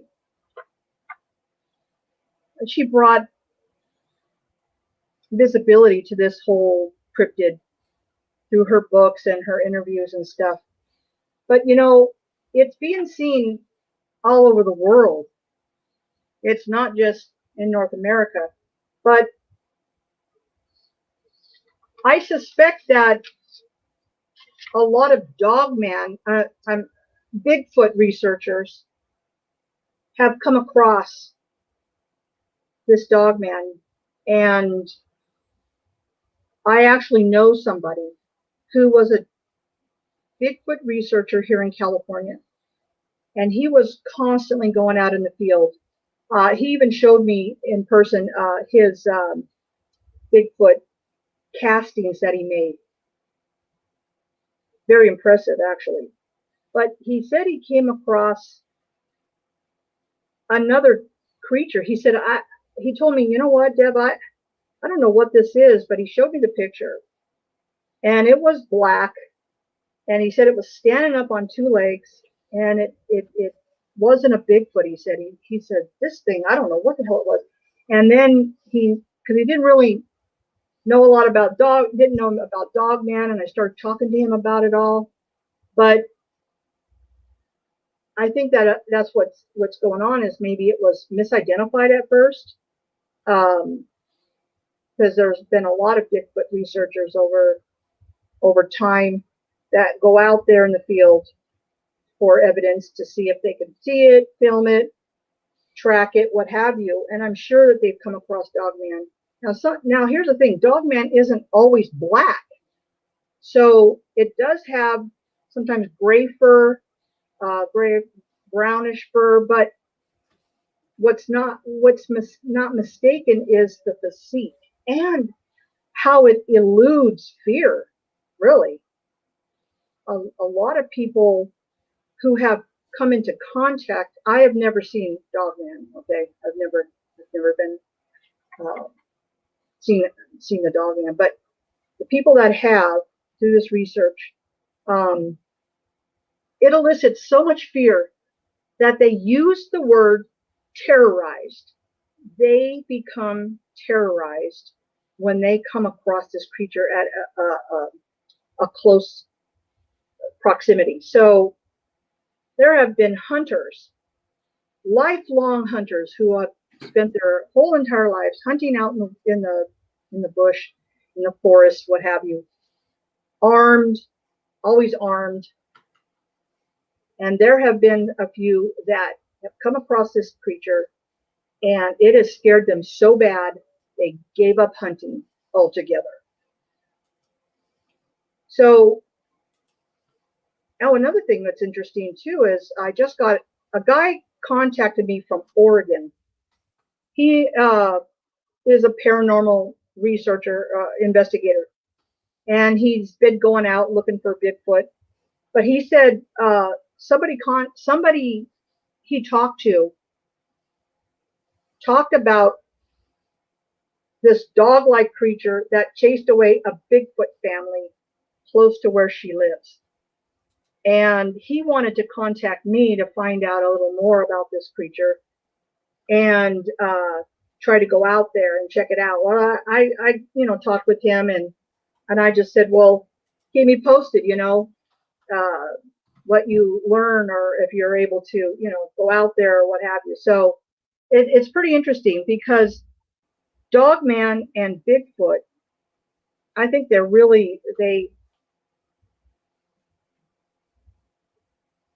in the same areas for the food source, I really believe, the deer. And Dogman will chase Bigfoot away. I had heard that many times. Question coming from Gloria with Casual Conversations. We got about 90 seconds here. Have you seen or heard any uncommon creature sightings? You personally? Have I heard of them? Yeah. Have you heard any sounds or? Well, there's different types of creatures besides Dogman and Bigfoot, but I haven't had any witnesses to that myself, where I've talked to someone that actually saw those things. But there is cases out there that and research that there are like these other. It's I don't know if they're called the night crawler, or I can't remember the name of it now. It's just very weird. And then there's the pterodactyl sightings that have been here in California too. They've happened up here in British Columbia as well. There's a First Nations reserve a few hundred miles north of me that actually believes that some of their band members have been taken as food for these pterodactyl creatures, and that the pterodactyls actually hunt people up there. But we'll get into it. We're going to get into more Dogman and all sorts of cryptid type encounters here on Spaced Out Radio coming up right after the break at the top of the hour. We have Deb Rooney from MUFON and the North American Dogman Project with us for another 30 minutes. Then we're going to get to the SOR News Wire and the thought of the day of a jam-packed hour number 3 of Spaced Out Radio is coming up right after this.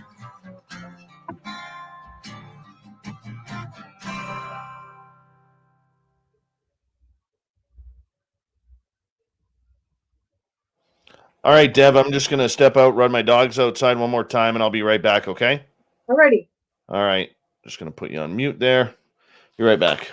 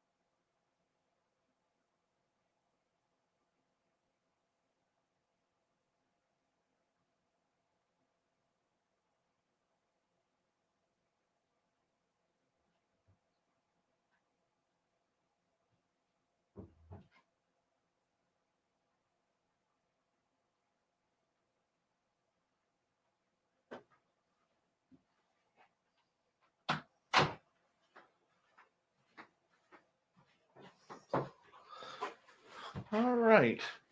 I am back.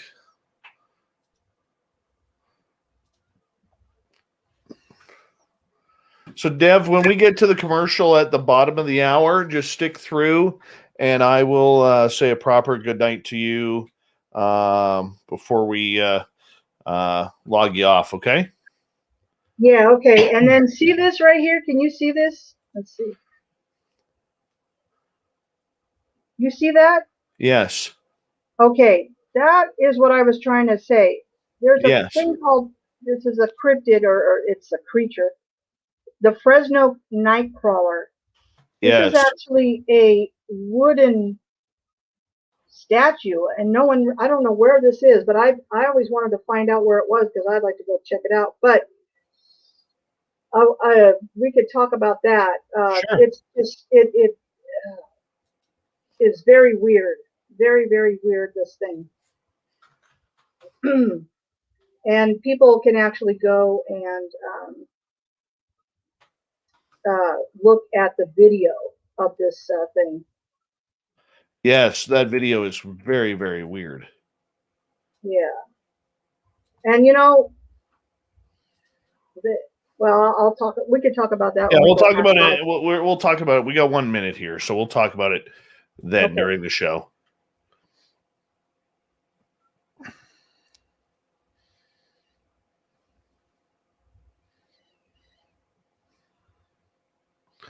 Meatloaf's good to have you back. The man who would do anything for SOR, but he won't do that. We don't know what that is.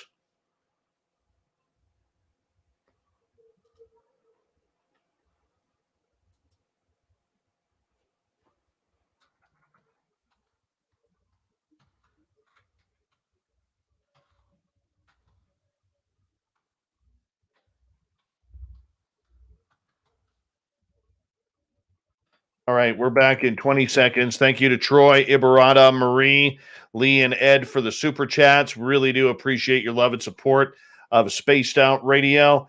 Thank you to all the veterans who are listening to this show. We love you. And all of our regulars. Here we go with hour number 3, everyone, in 3 seconds.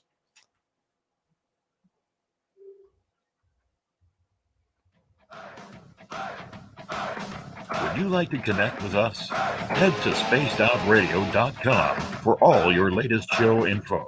Now, back to Dave Scott and SOR. Here we go with the third and final hour of Spaced Out Radio tonight. My name is Dave Scott.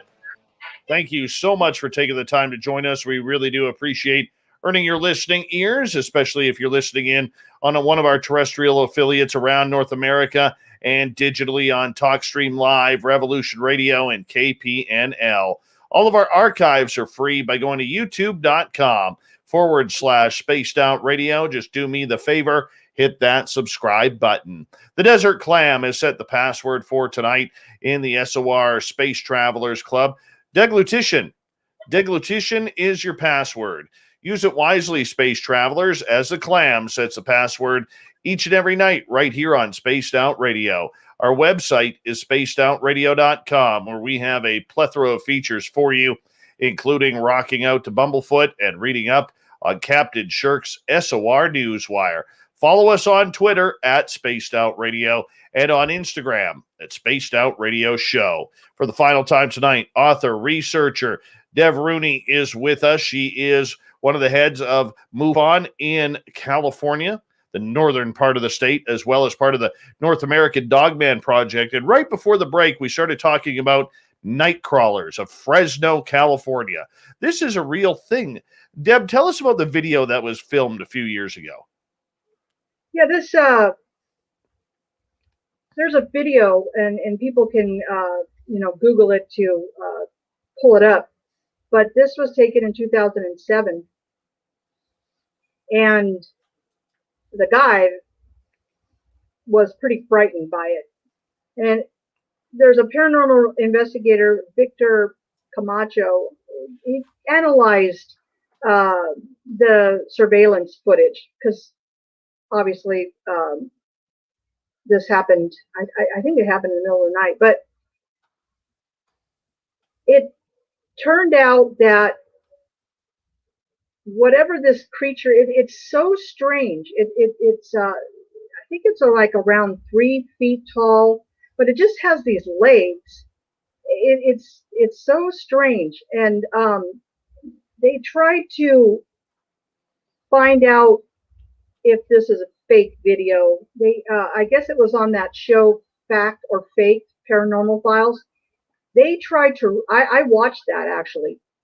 They tried to recreate it in so many different ways to see if they can, catch the fact that this was a faked video, but they just couldn't recreate it. No one has to this day determined what it was. But I encourage you guys to, if you don't know about it, and you haven't seen the video, to check it out. It's just strange. No, and this is here in south of me in Fresno, California. But yeah, that's just one of the very interesting and unusual cryptid type things that have been seen. What do you think this creature is? Do you think it's somebody on stilts? Do you think it's an actual cryptid type creature of the area? Well, that's just it. Victor Camacho said that it was approximately 3 feet tall. So there was nobody on any kind of stilts. Like, if you look at this thing, I don't, when we're looking at something like one of the beings that everybody sees, the little grays, well, they have a head, they have a torso, they have arms and legs, okay? This thing just looks like, I don't know, just legs. And this is freaky. I have no idea what's interesting is I haven't heard of anyone talk about seeing this thing lately. I mean, this was back in 2007, and now it's 2021. If this was a real creature, it either came in from another dimension or somewhere, but I'm not hearing about it, in this day and age. So I don't know. I don't know if it was just, people have these theories that all these different types of beings are coming to, the earth, visiting us, and there's supposed to be all kinds of different types. So it could be just, this is a different type. If this is a true entity, creature type, but it's just freaky. And how often are these seen? This thing? Yes. This night crawler? Yes. Oh, I don't know of anyone has seen it. I mean, I know that there's this video that this guy captured. I think there was another person that claimed to have seen it, but that was back then. I haven't heard anything lately. Mm-mm. What other strange creatures have come your way?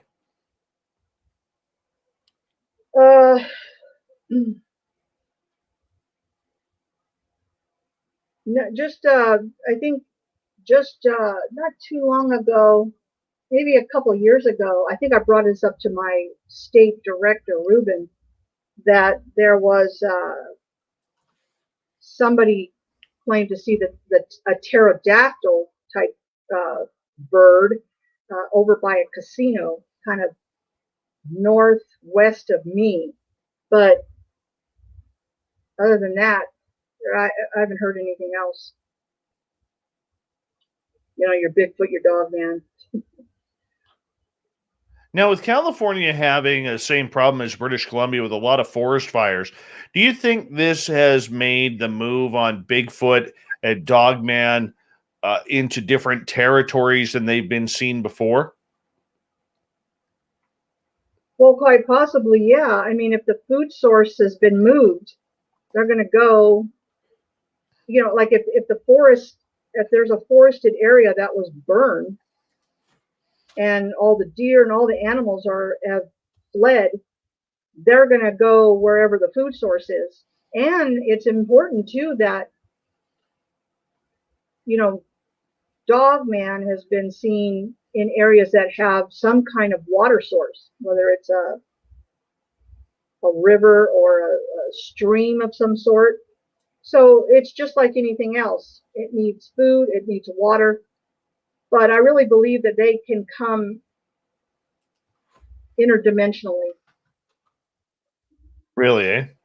Yeah, because there has been reports where I have read where someone has seen Dogman in the field and watched it walk behind like a tall bush, but he was waiting for it to come out the other side, and when it didn't, he started to take a couple of steps to see, well, where did it go?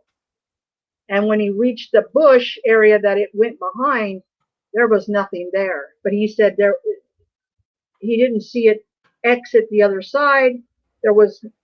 He said, it was just gone. I really believe that they could come in interdimensionally. So. Strange. So that does lead to the question and the wonderment of whether or not Sasquatch or Dogman are some sort of interdimensional type race or have those capabilities. Yeah, absolutely. And they've been seen in proximity with UFOs. I've actually read cases where there was a UFO that was seen, and then there was a Bigfoot that was seen, and then there was other times where a UFO was seen, and then there was a Dogman there. Tell me that story. What happened there? Let's see. The man that I talked about, who was a Bigfoot researcher, he had said that he got a call from someone out here that lived kind of rurally, and there was a UFO that was seen, and shortly after that there was a Bigfoot type creature, and I believe that he had contacted Ruben because he realized, wow, there's UFOs and Dogman, Bigfoot being seen together. So he wanted to collaborate with Ruben and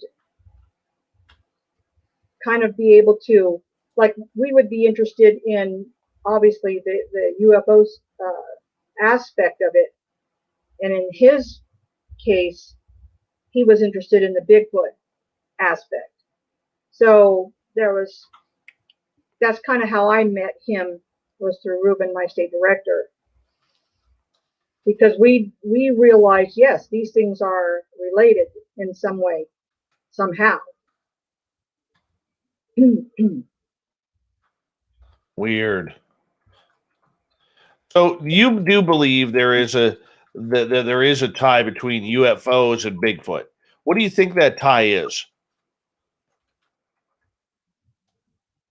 I don't know. I haven't had, I myself have not worked a case where I had a witness that saw a UFO and a Bigfoot, because what I just told you was something that someone else, as a Bigfoot researcher, was contacted because of the Bigfoot, but they did see a UFO in conjunction with that. Do you think extraterrestrials have an interest in this creature?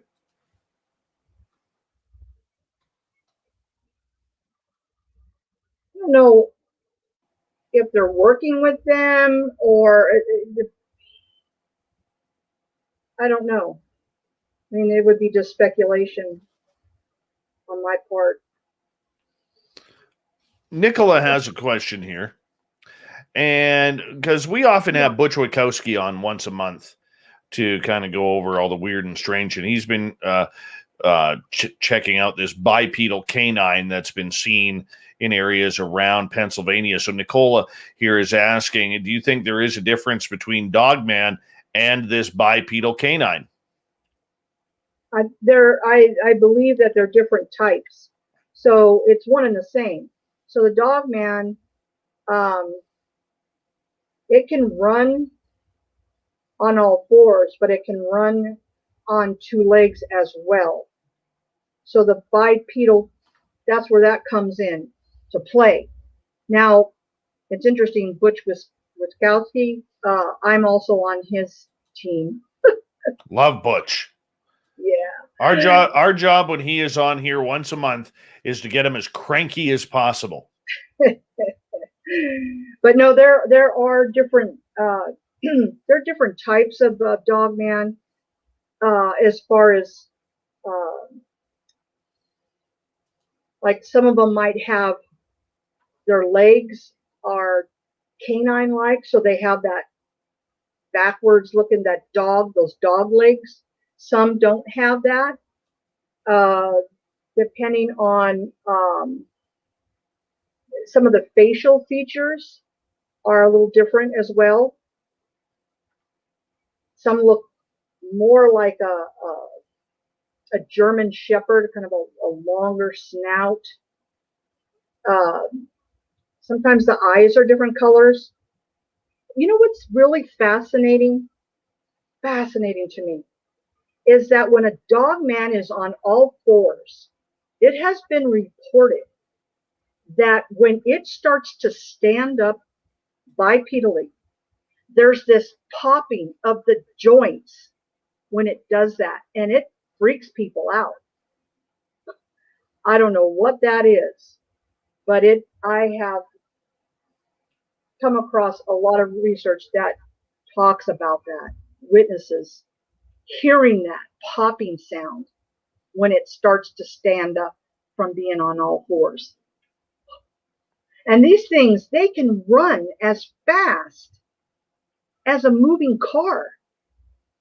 There's this one story I read where this guy is in I don't know if it's a truck, and he's driving down the road, and it was at night.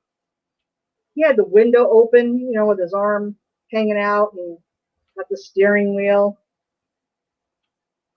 when he sees this creature, and it is running alongside him, and the look, he said it scared the hell out of him, and he floored it as fast as he could, and that thing could still catch up with him, and it would look over at him with this smirk, like you can't run me in your truck or something. It has an intelligence that really is noticeable to a lot of these witnesses. Isn't that something? You think that you're so safe in your car, you could just outrun some animal, and this thing can keep up with you, no problem. My goodness. On two legs. Sounds like a skinwalker as well. Well, I think a skinwalker is more where the Native American lore was that it was a transformation from a man to this creature, but I don't think that all these Dogman sightings are that. I don't really think that is a transformation from a man to this thing. But that's just my opinion. Let's get to another question here, if you don't mind. And this one comes from, where was it? Geez, I just had it. This one comes from Nikki. And Nikki, I apologize. I'm trying to find it here. My mouse jumped here. All right. What kind of reports have you received from Mount Shasta and the areas around it? Because there's always some sort of weird stuff happening there. Yeah, that's a beautiful area. I'd love to go back up there. They had a fire recently, so I stayed clear. Close to the Siskiyou area. But Mount Shasta, there is a lot of people that have taken video and pictures. There's a lot of sightings up that way. There was a woman that put in a report probably 3 or 4 years ago, and she talked about at night, this one particular night, I guess, she saw these two objects. They were more of like little orbs or lights. One was a blue color and another one was a red color, I think. And she said they were shooting beams at each other. They were having a war. And she was kind of like, wow, you know. So I talked with her, I interviewed her and got all the information, but she wanted me to come up there. And at the time, I was working full time. I was just too busy to get up there because from where I am would take about 3.5, 4 hours. And, you know, when you're a MUFON investigator, you don't get paid. You know, that's your gas. If you go that far and you need to spend the night somewhere, that's your money to pay for the hotel. So, you know, this is a volunteer position. And I just couldn't break away and go up there. And she's a little upset that I wasn't able to come up there and hang out in the middle of the night, I guess. And, you know, I would have loved to, but that doesn't mean that we were going to see the same thing that she saw that particular night. But it was nevertheless very fascinating because there have been, when I was the chief investigator up in Oregon, MUFON, another person saw these craft or lights shooting at each other, like having a war, you know. So this is not uncommon as far as seeing. And in fact, that's right. Another case I had here in California, it was a little bit historical. This happened a while back, but she too saw two lights that were. And there was more than two lights, and they were shooting beams at each other. And I find that stuff very fascinating because they're shooting at each other. Why? What's going on? Why are they fighting like that? You know, it's not us. It's not like we have a plane up there and they're shooting at a plane. No, they were shooting at each other. These craft. These unknown. Wow. Yeah. So I always wonder, well, why are they warring, and what's the reason? You know, why are they doing that to each other? No idea. Deb, we have 2 minutes left with you tonight, and it's been a show that's flown on by. Very interesting knowledge that you have. It's been absolutely incredible, and I want to say thank you for coming on Spaced Out Radio. Let everybody know where they can find your book, as well as get a hold of you for further information, whether it's about MUFON or your investigations or Dogman as well with the North American Dogman Project. Yes, you could get my book on Amazon. The title is UFO Investigator, A Personal Look into Circumstance, Investigations, and Discovery. And to get a hold of me, you could go to northern-california-mufon.com, and there is an About Us page. I'm featured in there, and my email address is there as well. There's a little blurb in there. If you've seen any kind of cryptid here in Northern California, to contact me as well for that. So I very excited about my book being launched as of June 2nd. So getting a lot of really great feedback, and thank you anyone out there that has put up a review. They're looking great, and I totally appreciate it. So thank you, Dave, for having me on. I had a great time. Had a great time. It's been a lot of fun, and we're glad that you were able to come on here too. We had a number of people asking to bring you on the show, so the fact that we were able to get you on really, really means a lot. Deb Rooney, thank you so much for being on Spaced Out Radio tonight. Very much appreciate your time and your hard work and your volunteerism in this field to try and make some answers out of the millions of questions that many of us have. Coming up next, we have the SOR Newswire. We have the Thought of the Dave. Stay tuned. Final half hour of Spaced Out Radio is jam-packed, and we'll have it all for you next on the mighty SOR.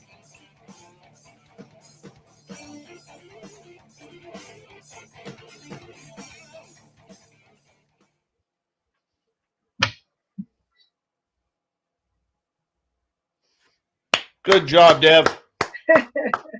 Good job. Appreciate you. Thank you so much. You're very welcome. Thank you so much for coming on. I really appreciate that.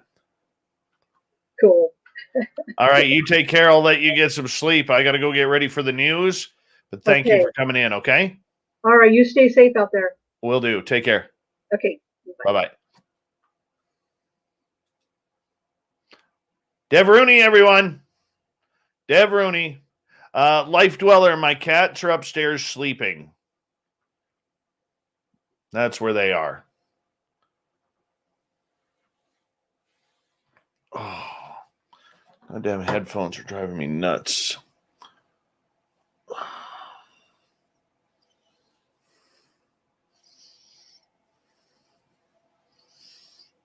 Guys having a good night? Time to trim the old beard again.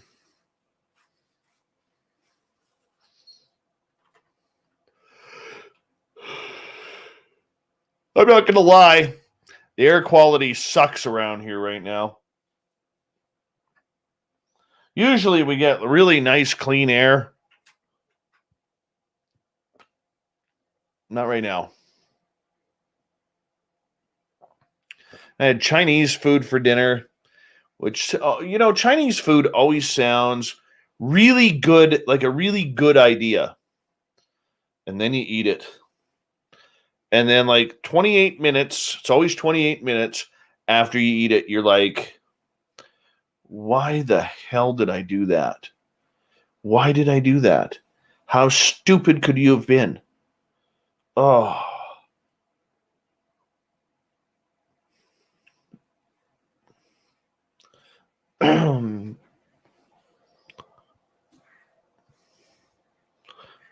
Where has to go? There it is. Well, Mua, how you doing?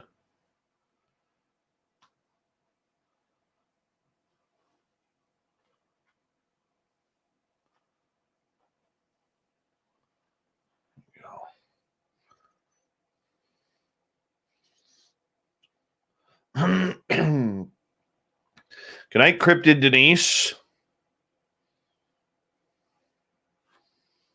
I have a fan. See, here's my little fan. It feels good. It feels good. It feels good.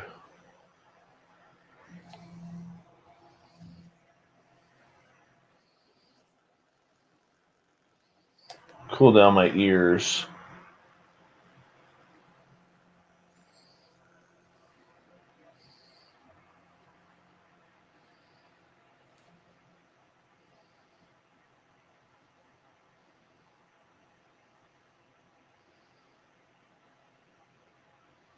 I'm happy with this fan.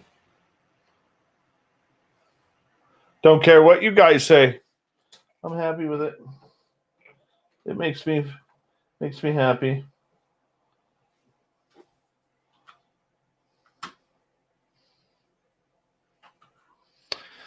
How do we send you a present to put in the background? You email me at Dave or hit me up on social media or email me at dave@spacedoutradio.com. Thank you, Life Dweller. Yeah, these ones look really good.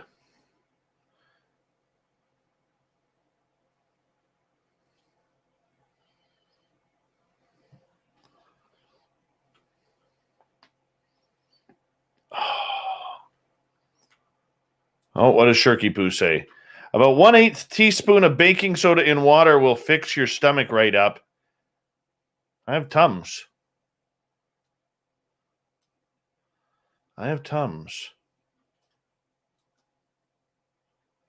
Doing good.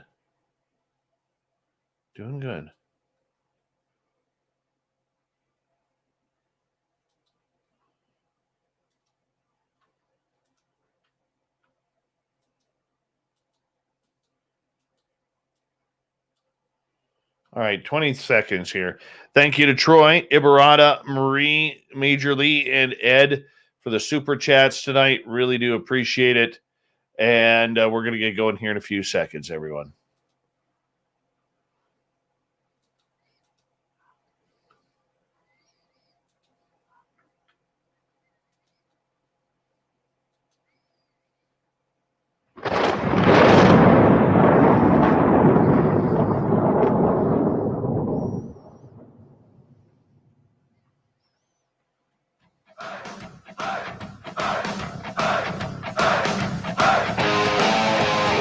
We've rounded third. We're heading for home tonight on Spaced Out Radio.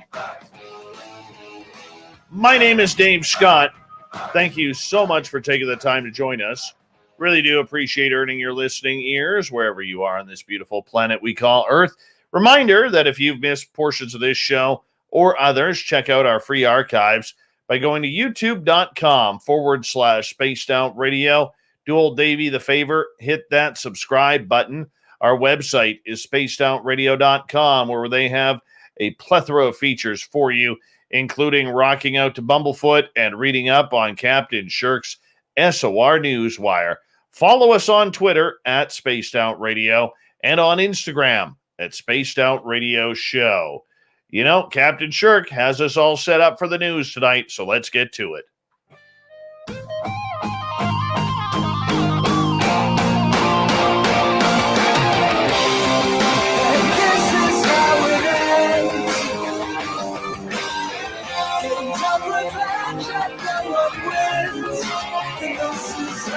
The news is always changing, which is why we bring you the SOR Newswire at the back end of every show, where we get to the weird, the strange, the wacky, and sometimes pretty incredible.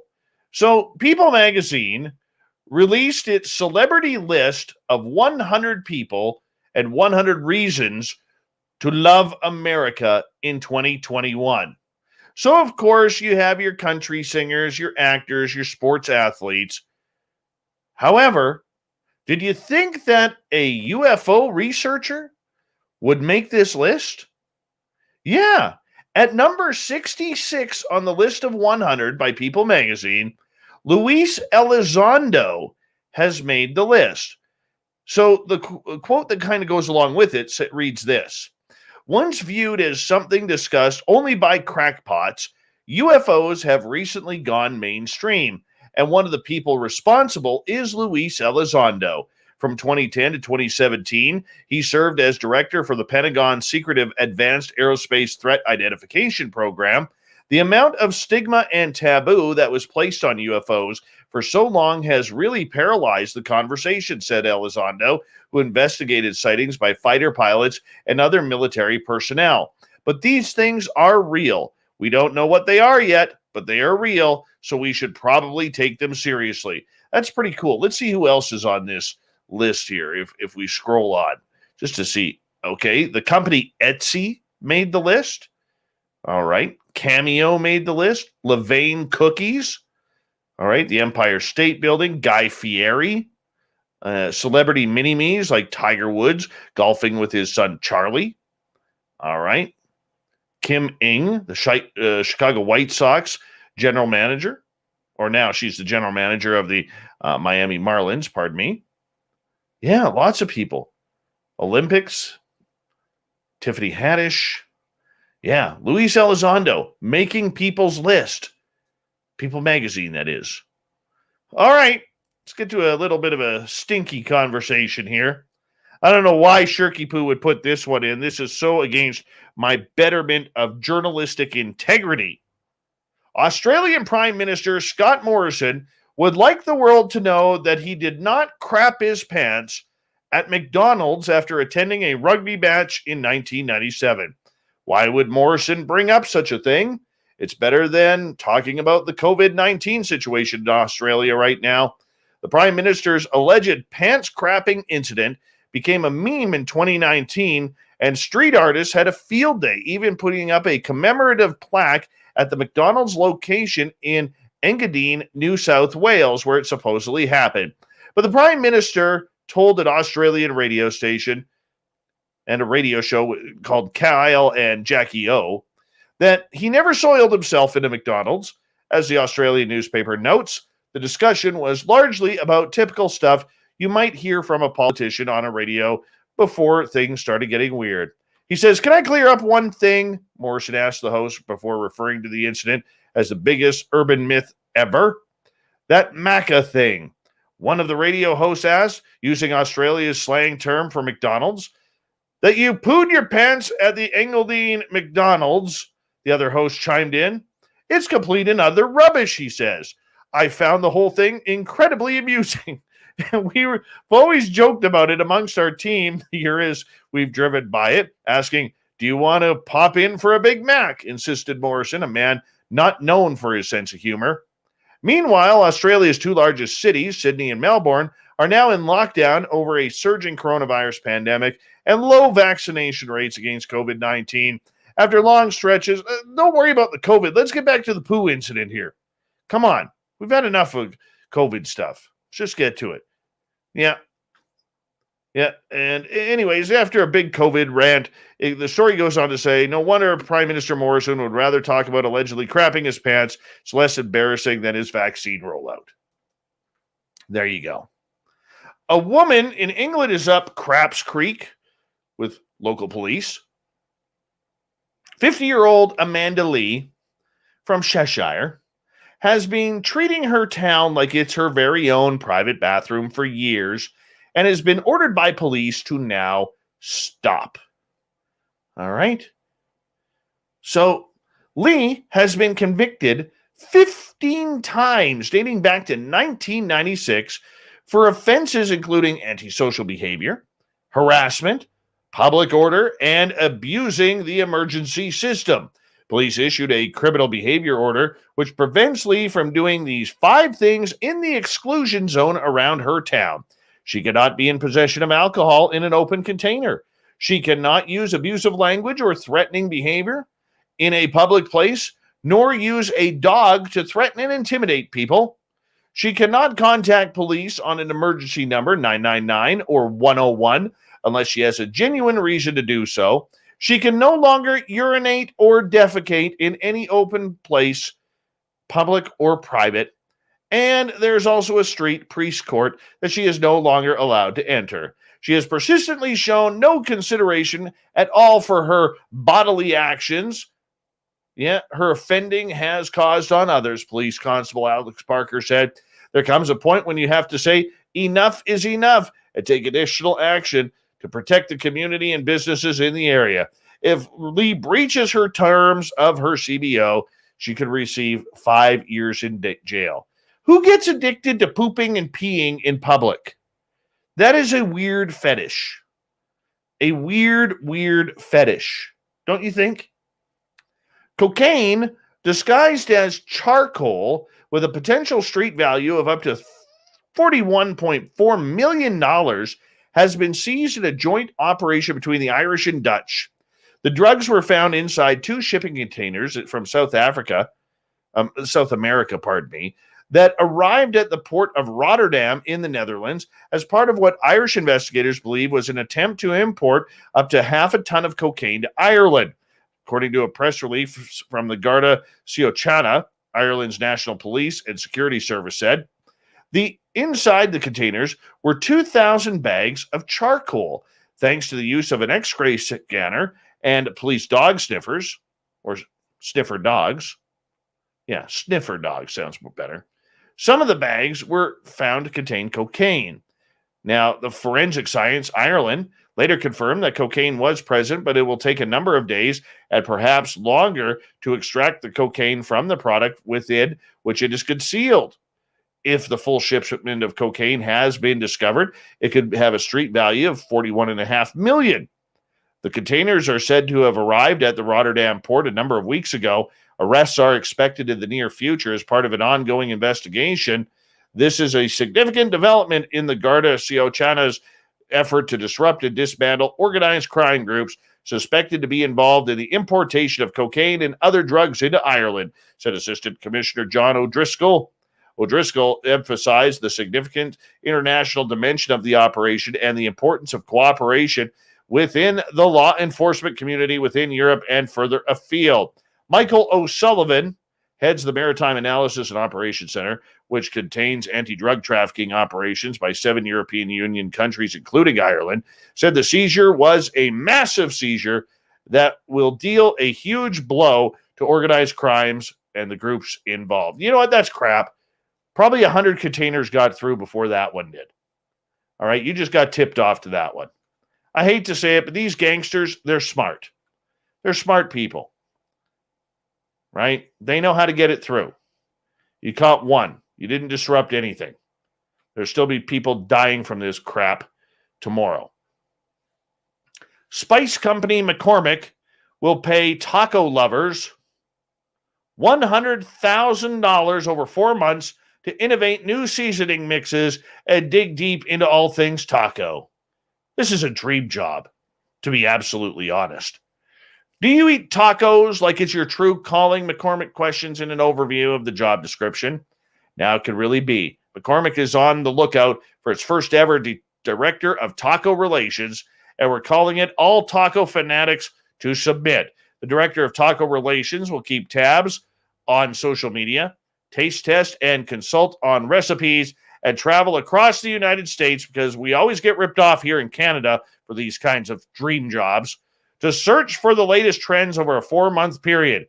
Payment is $25,000 per month and requires availability to work up to 20 hours per week remotely from September to December.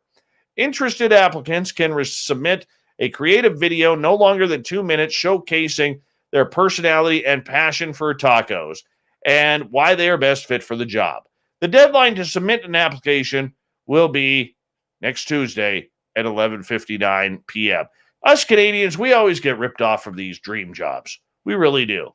Now, this is just disgusting. All right? This is gross. You know, I love my ice cream. I do. But taking it to this level is just an abuse of ice cream power. Brooklyn-based Van Leeuwen Ice Cream has churned the cheesiness of Kraft macaroni and cheese into their ice cream to create the Kraft macaroni and cheese flavored ice cream, according to a Kraft Heinz company statement. Gross. Disgusting. We know that there is nothing more refreshing on a hot summer day than ice cream, Kraft Macaroni and Cheese Senior Associate Brand Manager Emily Violette said in a statement. That's why we wanted to combine two of the most iconic comfort foods to create an ice cream with the unforgettable flavor of Kraft macaroni and cheese we all grew up with. In other words, you just ruined ice cream as well. As big fans of Van Leeuwen's, we knew they'd be the perfect partner to destroy ice cream with. Not only does it taste delicious, allegedly, but it also made with high-quality ingredients and contains no artificial flavors, preservatives, or dyes, just like our disgusting Kraft macaroni and cheese, Violet added.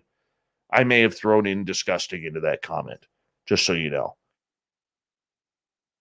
The macaroni and cheese maker, which merged Heinz with Heinz 6 years ago to form North America's third largest food and beverage company, announced the rollout of the limited edition ice cream earlier this week to coincide with National Macaroni and Cheese Day.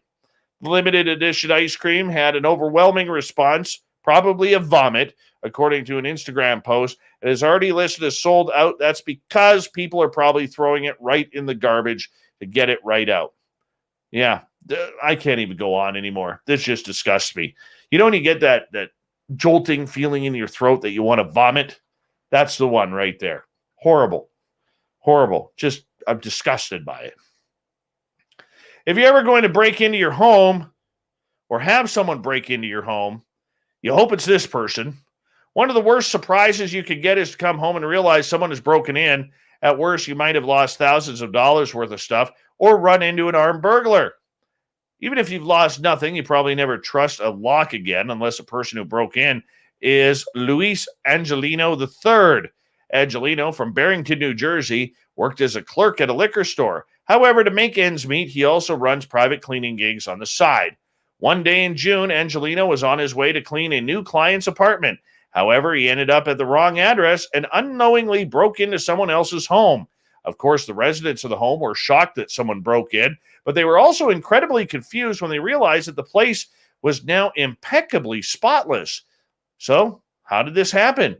As mentioned, Angelino cleans his friends' houses for a bit of extra cash. In June, he managed to get a new client through word of mouth. A friend's coworker hired him to clean his place. The client gave Angelino an address in Cherry Hill and said he left a key under the doormat. However, by mistake, Angelino wrote down the wrong house number. He arrived at the house he thought he was supposed to work on with his cleaning gear. He checked under the doormat, and what do you know? There was a key. Really, you can't blame the guy. Everything matched with the client's description, so he naturally assumed he was at the right place. Angelino entered the townhouse and dutifully got to work. Spent the next 2.5 hours cleaning the place, scrubbing the stove, and mopping the floors. After he was done, Angelino thought he'd spent a moment playing with the 2 cats that were running around. Then he got a phone call from his original client.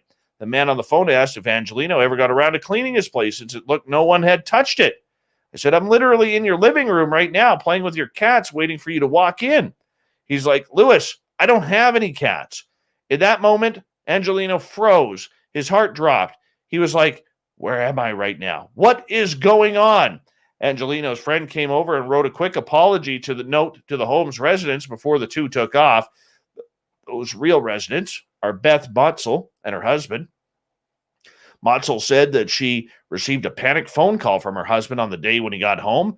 It was easy to see why Motzel's husband might have been confused. The couple had been renovating their home, so they expected it to be a mess, but everything inside was suddenly squeaky clean. He called me in a panic. He said someone was here. They cleaned the whole place. Her husband told her that the person had left a strange note on the door. It said that the mysterious cleaner had accidentally entered the wrong house and included a name and phone number. Motzel contacted Angelino's friend, who put her in touch with Angelino. The 2 exchanged text messages to clarify the situation. Hi, my name is Luis, and I'm the guy who accidentally cleaned your apartment. I just wanted to say I'm so sorry. She was understanding, though, and said she felt bad for him since she knew the place had been a total mess. Motzel even said she'd keep Angelo's number on file in case they ever needed a cleaner in the future. The accidental break-in might have just turned into a business opportunity. He shared his story on TikTok, and it blew up. He's now considering starting an actual full-time cleaning business. Angelino's hoping that the viral video could help him bring new clients. The secret cleaner man may also receive a catchy new nickname that would make perfect for his business name, too. The commenters on his video have dubbed him Cleaning Fairy. Oh, that's nice. That's nice. All right. I think it's time to get to the SOR thought of the day. What do you guys think? Let's do it.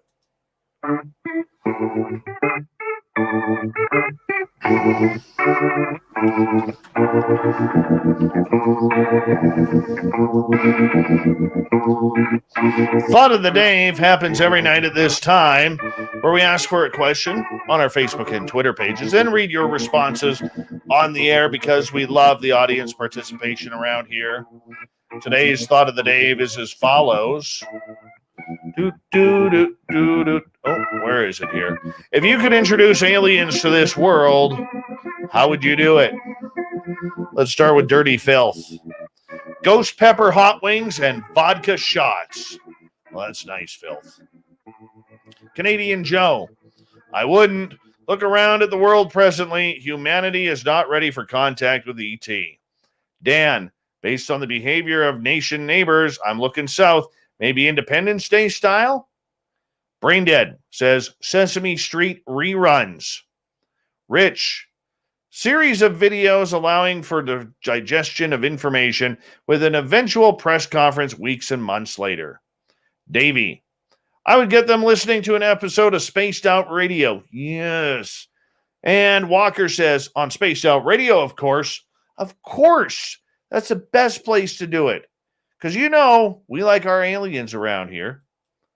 And Graham, by the way, mentions, professionally and with respect, the Leoniridans asked me for this. All right. Cool, Graham. Appreciate that. Let's go over to Facebook. And let's see who wants to respond here. Alex, with panache. If those Grey's exhibitionist weirdos won't wear shirts, I'm not doing it either.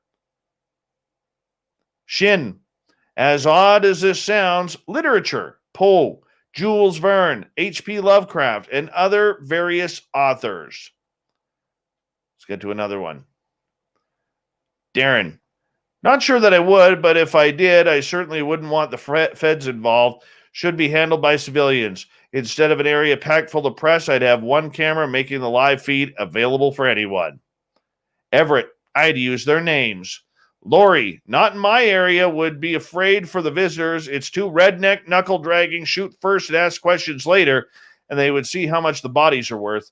I'd tell them to run. Nancy, I would start with the children. They would not be afraid and would welcome them. Mike, TV seems to work well for humans. Tim, I'd sit them down in front of the TV with a remote control for 24 hours, then ask which channel did they like the best. Michael, Earth, bed, and breakfast. Very nice. Nikki, honestly, Dave Scott, I'd likely move first, lock down my location to make it incredibly hard for anyone to access me physically, install mass security, weapon up, and have multiple phone numbers or burner phones, then set up a few social media pages for certain subjects. Bring them on Spaced Out Radio. Lee, I'd introduce them to our natural world first. Sean would offer them a beer. Chris, I don't believe that this is entirely necessary because they are likely already here or have at least studied us long before they made contact. Scarlett, a task force with rounding them up, human and child traffickers, an ultimatum made to oppressive regimes to free their people. Jessica, I would first teach about the invention of the doorbell and how to knock. That's very nice. Very nice. Thank you to everybody who participated in the Thought of the Day. We will do it all again next time because that's what we do on this show, on Facebook and Twitter. Thank you to Captain Shirk for a wonderful SOR Newswire. And, of course, to Deb Rooney for coming on in, talking UFOs, aliens, Dogman, and other cryptid creatures.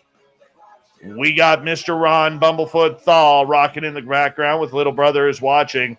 Bumblefoot is the official music of Spaced Out Radio, rocking us in and out of every single show. Get your horns up for the guitar god himself. Special thanks to everybody listening in at home, at work, in your cars, wherever you may be.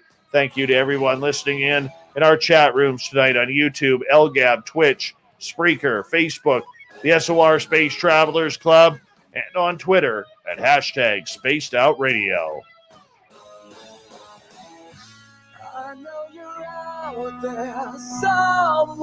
Remember, this show is copyright by Spaced Out Radio and SOR Media Ventures Limited. Thank you so much for choosing to share your evening with us, because together, my friends, we own the night. Mr. Bumblefoot, we need a favor. We need you to take us home.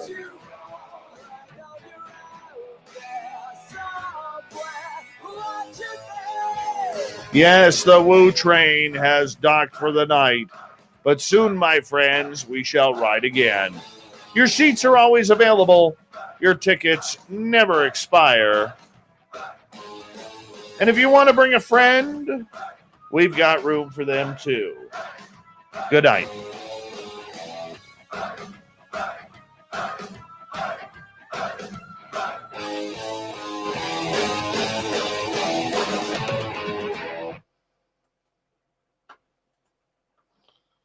Good show. Woo! Headphones are warm. Headphones are warm. Wait for you to come. We'll expose you all. I know you're out there somewhere watching me.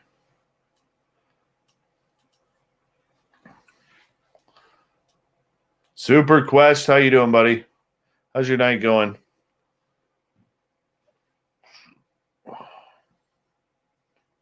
Good night, gorgeous Jenny Metz. Nikki, I always have to edit your paragraphs because they're like this long. That long. But I love them. I'll be right back.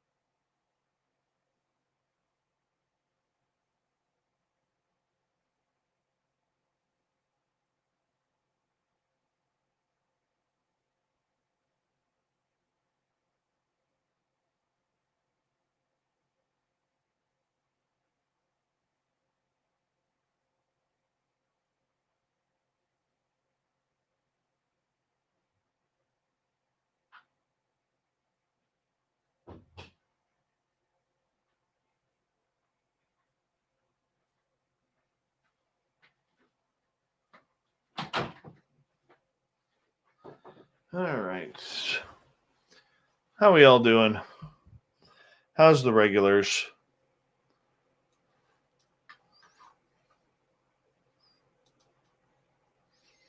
How we all doing?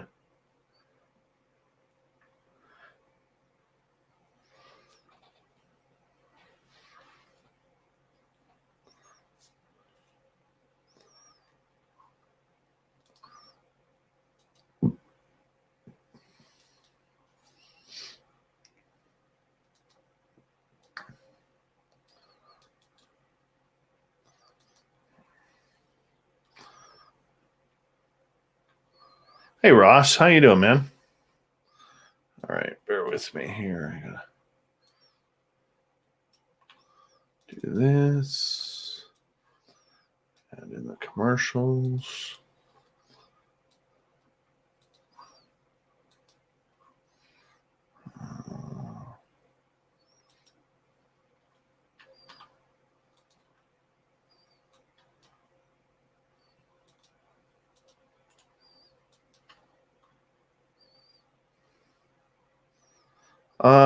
I had chow mein, chicken balls, and sweet and sour pork. Feel terrible right now. Shouldn't have done that. Should not have done that. That was a bad move. Bad move.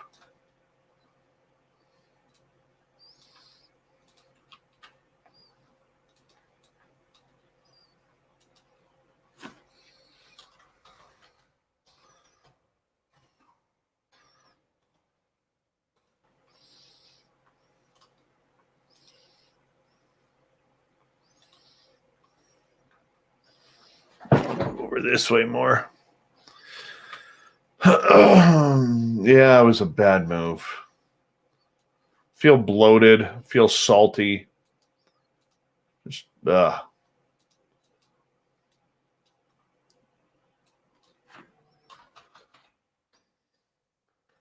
Hold on. Got a message from Shirky Poo coming in. Chicken balls. Yes, chicken balls, Captain Shirk. Chicken balls.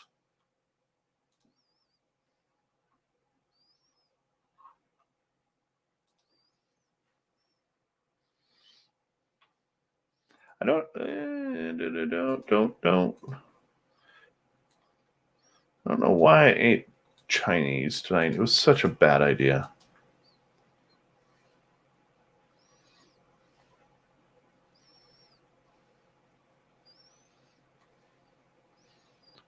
Have I ever been too sick to do a show?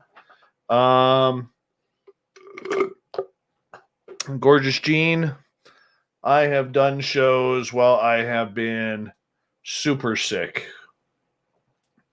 I did 4.5 months of shows while I had bronchitis.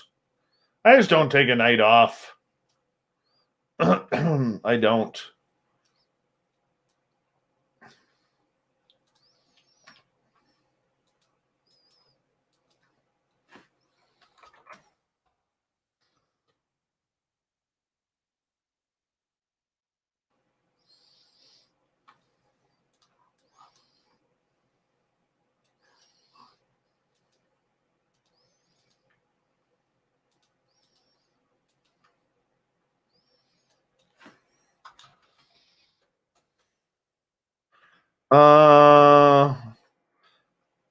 Did I see the show image of Geraldine that I sent? Yeah, I think I got that in here.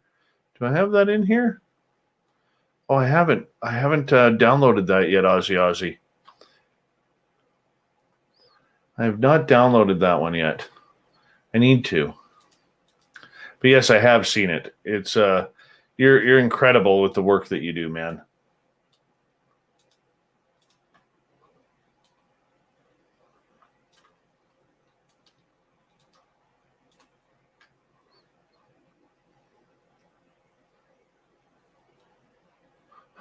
Fap, I never want to be with you walking into a helmet store. Hey, Ed Parnell, thank you for joining us tonight, man. Appreciate you, man.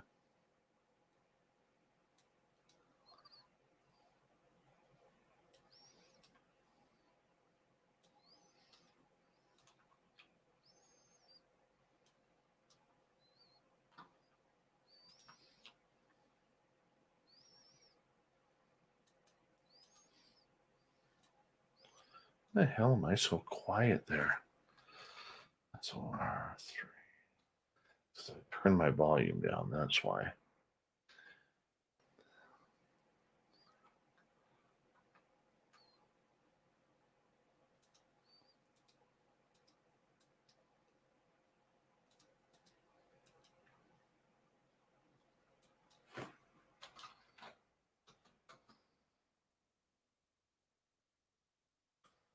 Nice. That'll be cool. Need to get one for Butch too. Make him look real angry.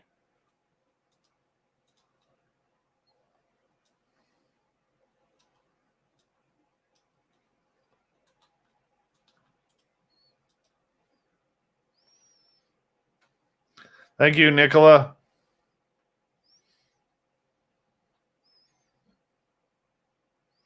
No, I don't like taking nights off.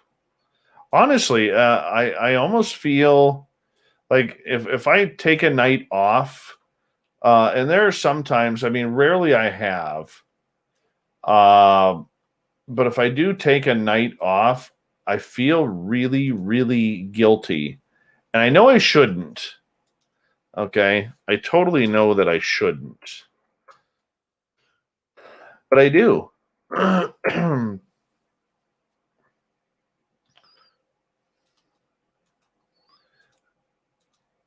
But you know what keeps me going? I'll be honest with you. There's a couple of things. Number one, the audience. So you guys keep me going because, I mean, you guys have become a major, major part of what we do. And it's been like that for a long, long time. Okay. And I feel if I take a night off that like I'm letting you guys down, and I realize you guys wouldn't take it that way. But number two is I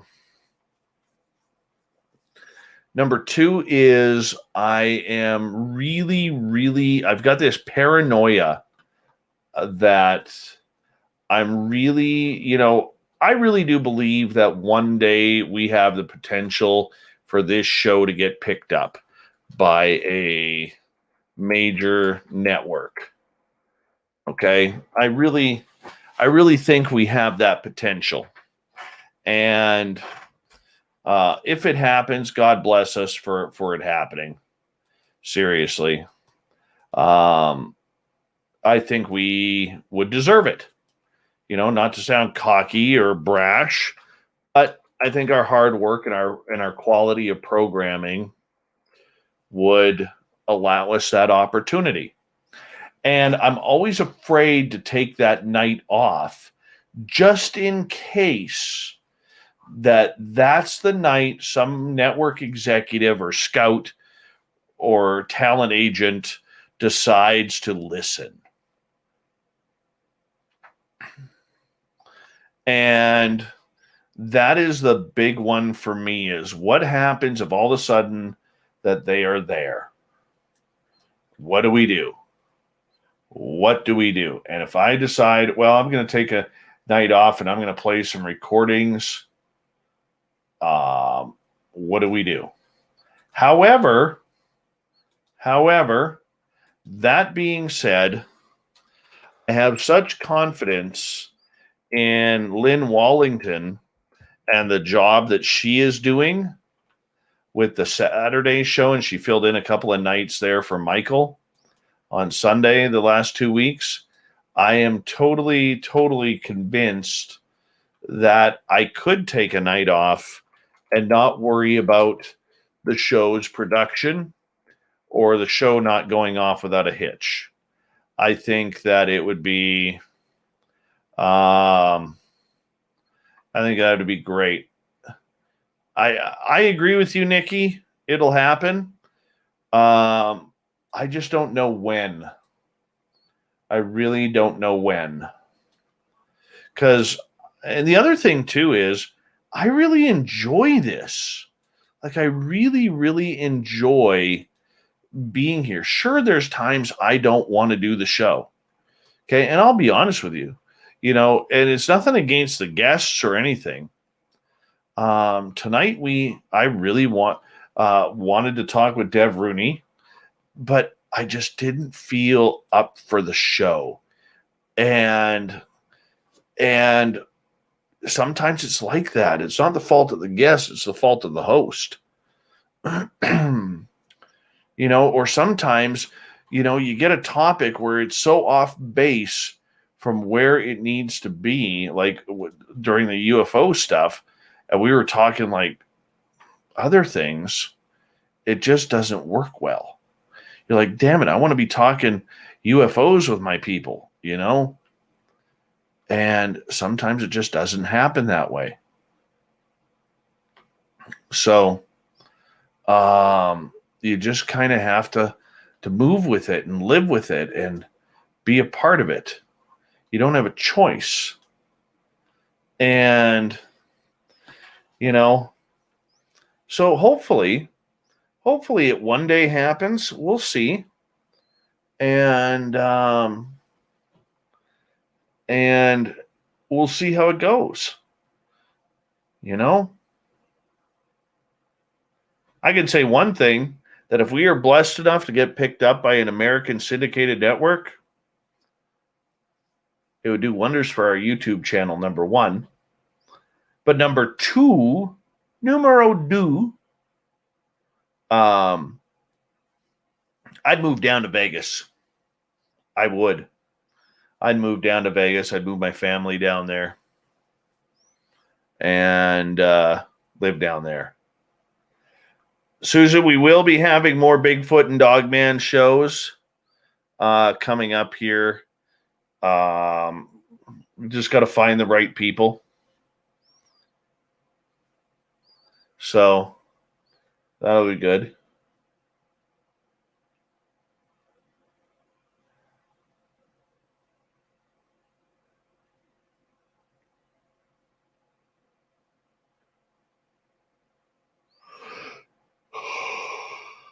Excuse me.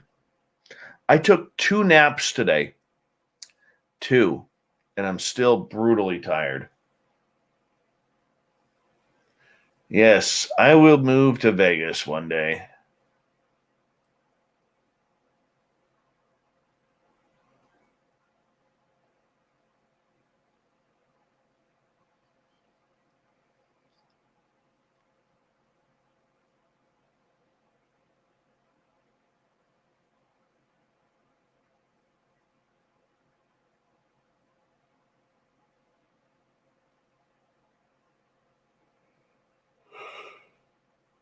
B. Hoff, I was like that in my 30s.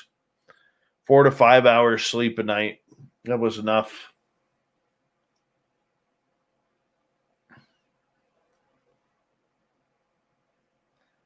Mennonite Abe, I will tell you right now that if I ever do move to the States, I will move near a Taco Bell. Oh, hell yeah. I'd have to quit drinking iced tea because your iced tea down there sucks.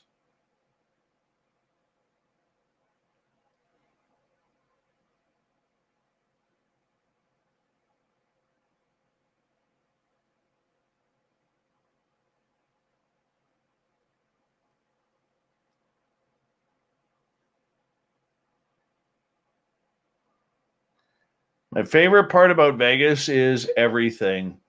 I love watching people. I love watching the lights. I love the desert. I love the mystique around the Janet jets. I love the temperatures. I love the area. Love the bugs. Love the fact that almost every house there has a swimming pool.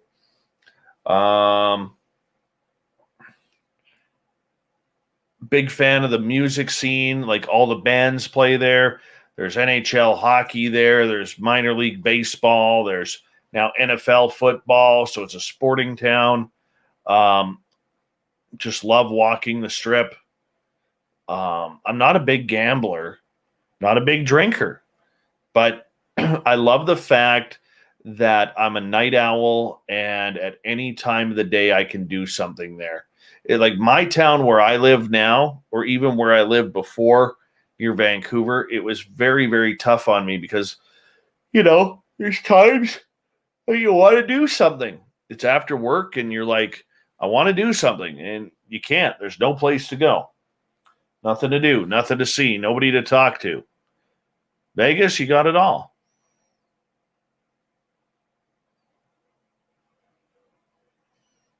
I would not be moving to California. Not be moving to California, that's for sure.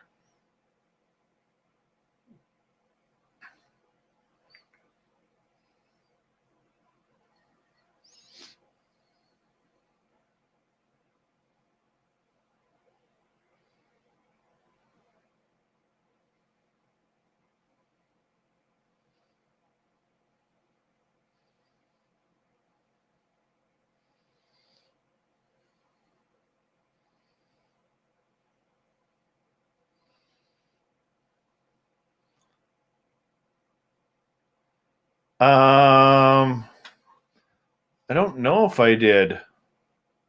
Soulite. I honestly don't know if I did.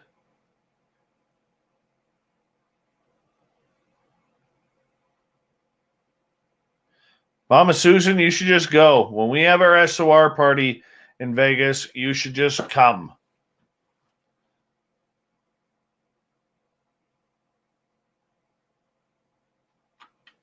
A lot of sharks in California. That's all I'll say. A lot of sharks. And then I'd have to deal with Alex Mistretta walking around with no shirt all the time. Rosh Lambda, are you going to join us for our SOR party? You should.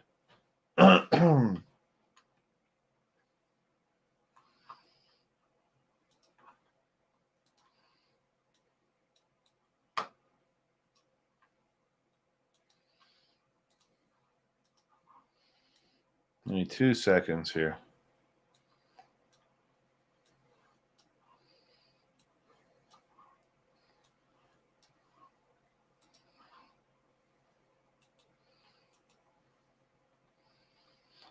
Apollo 11. Vancouver is beautiful, but it does shut down early. Yes, it does, Apollo 11. I agree with you. I'm not a fan of Vancouver. I'm really not. Vancouver gets way too many accolades that it deserves. Honestly, I find the people rude there. I find they're very stuffy. They're very huffy. You say hello to them, they kind of brush you off with their shoulder, kind of like, you have the nerve to talk to me? I live in Vancouver. That's kind of I'm not a fan of that type of attitude. I saw it enough when I worked in Vancouver, and just don't like it. It's a very money grubbing city, and I think it's overrated. I really do. But then again, every city is. I know people who live in Vegas who just hate it. They can't wait to get out. I like Pittsburgh. I love Pittsburgh. Where do you live, Apollo 11? If you used to work in Vancouver.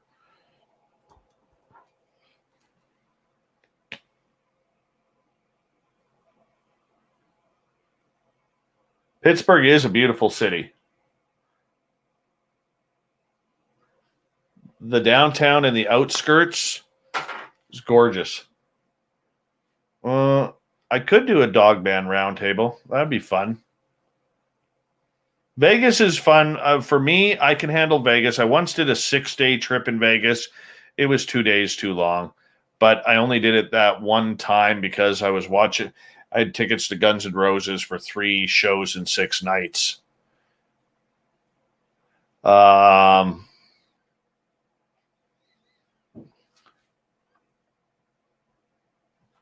Vegas for me is a 4-day city, but if you live in the outskirts and it becomes home, then it's a little bit of change. We are trying really hard to get someone to speak about the Nahanni Valley, and we are not having a lot of luck. Honestly, if for some reason that topic is damn near impossible to get anybody to talk about.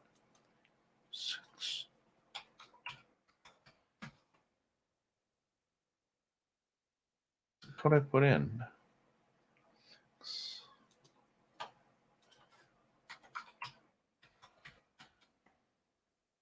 All right, they reversed on me. Okay.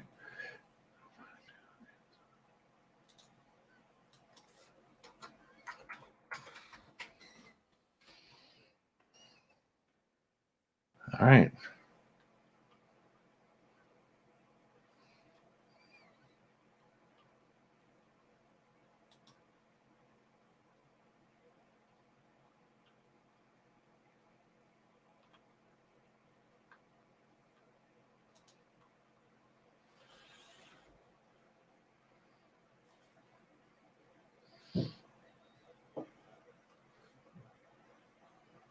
I bet. Where are you living now, Apollo?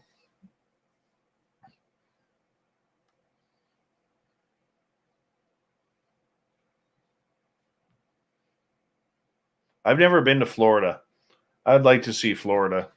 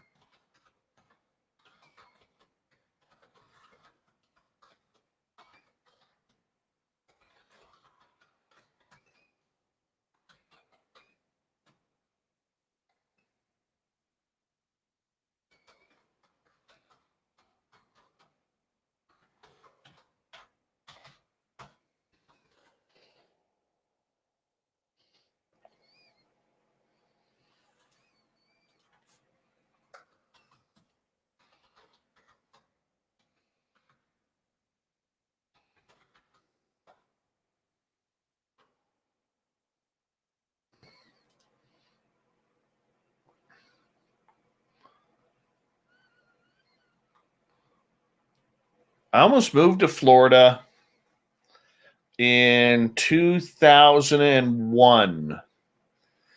I got offered and accepted a head coaching job of a junior A hockey team down there called Space Coast Blast.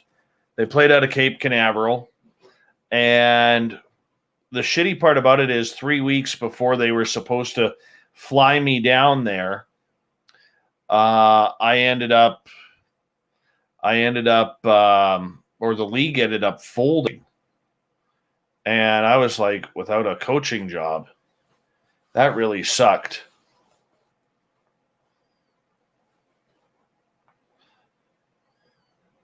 Yeah, I know, Shannon.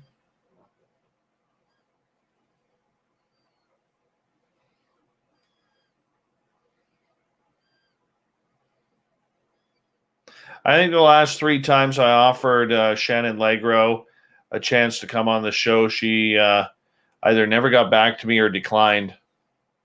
So it's kind of like, oh, well, not much I could do. I like her, though. Smart lady.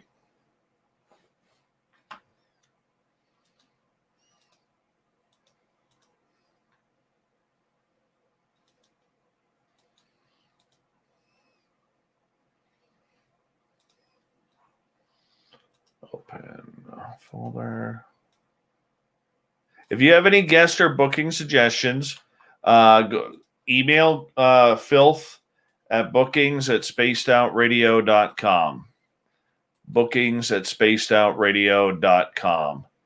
And then he can get on that for you. Cancel. Upload. Folder. Upload. There we go.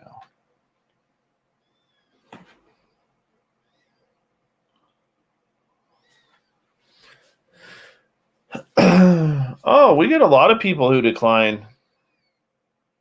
We really do. I had a shitty guitar lesson today. A shitty guitar lesson.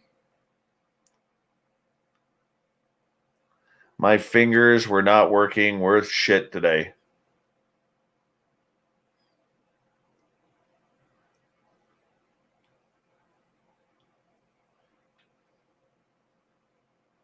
Hey, gorgeous Bobby Younce.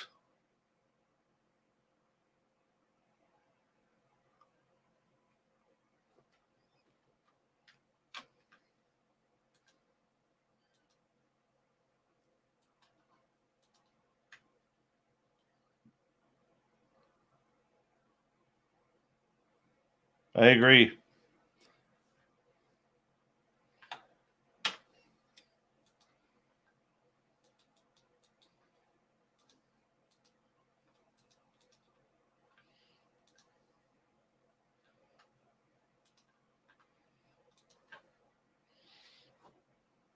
A little late. Not much. Just a little.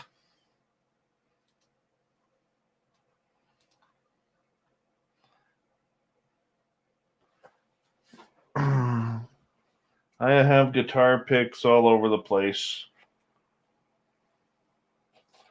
Yep.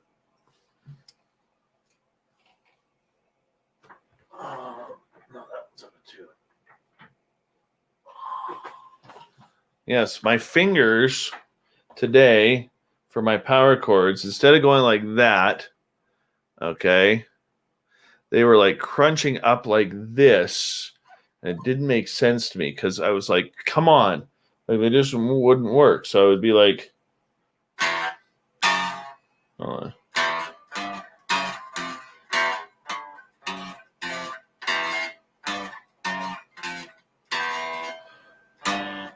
No. No, it goes.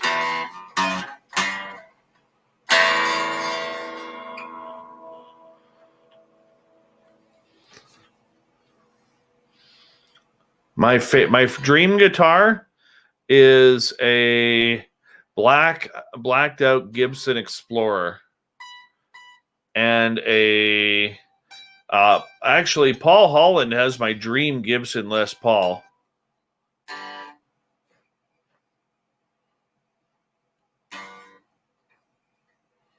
What was I learning today?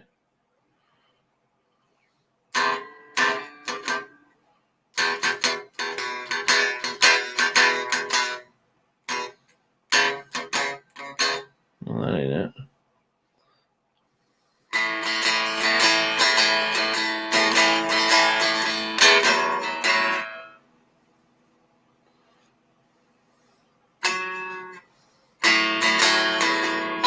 And I never knew that picking upward was so difficult. So I'm trying to scale things here.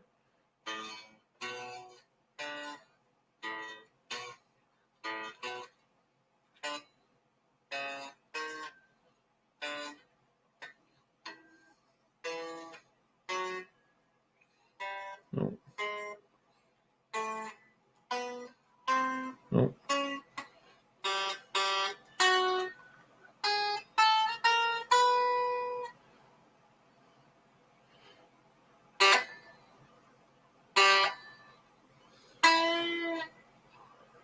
I learned bending a little bit today.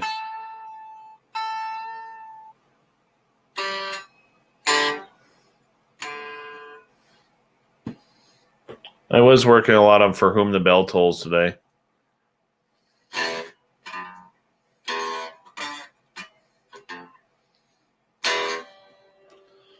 Yeah.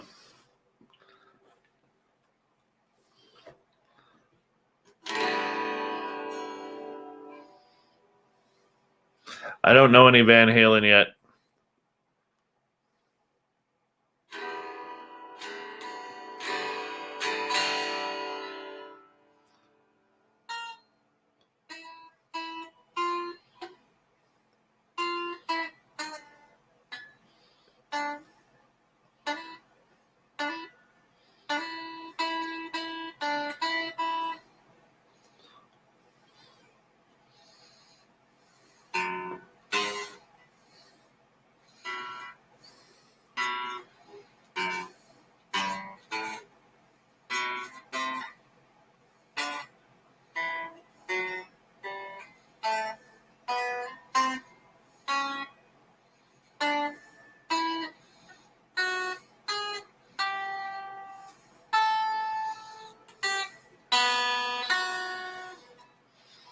Still working on it.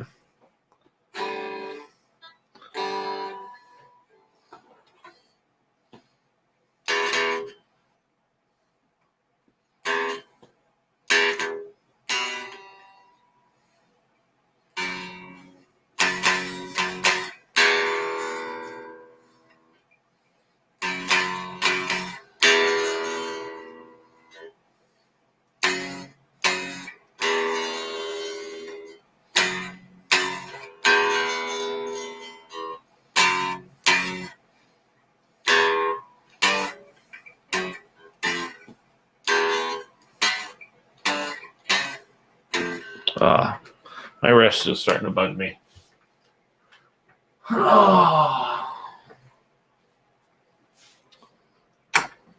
Put that there. All right, that should be done anyways. All right. What the hell do we have on tomorrow night? Let me check.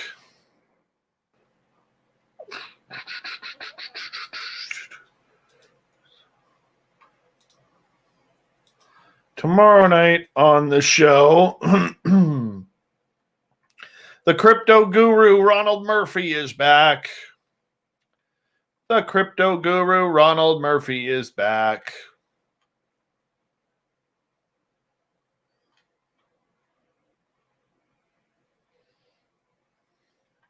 Yep, the crypto guru. Crypto guru.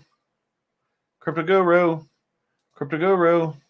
Crypto guru. We'll talk to you all tomorrow night. Thank you to Double Tim, Troy, Ibarata, Marie, Lee, Ed, any other super chats that I may have missed.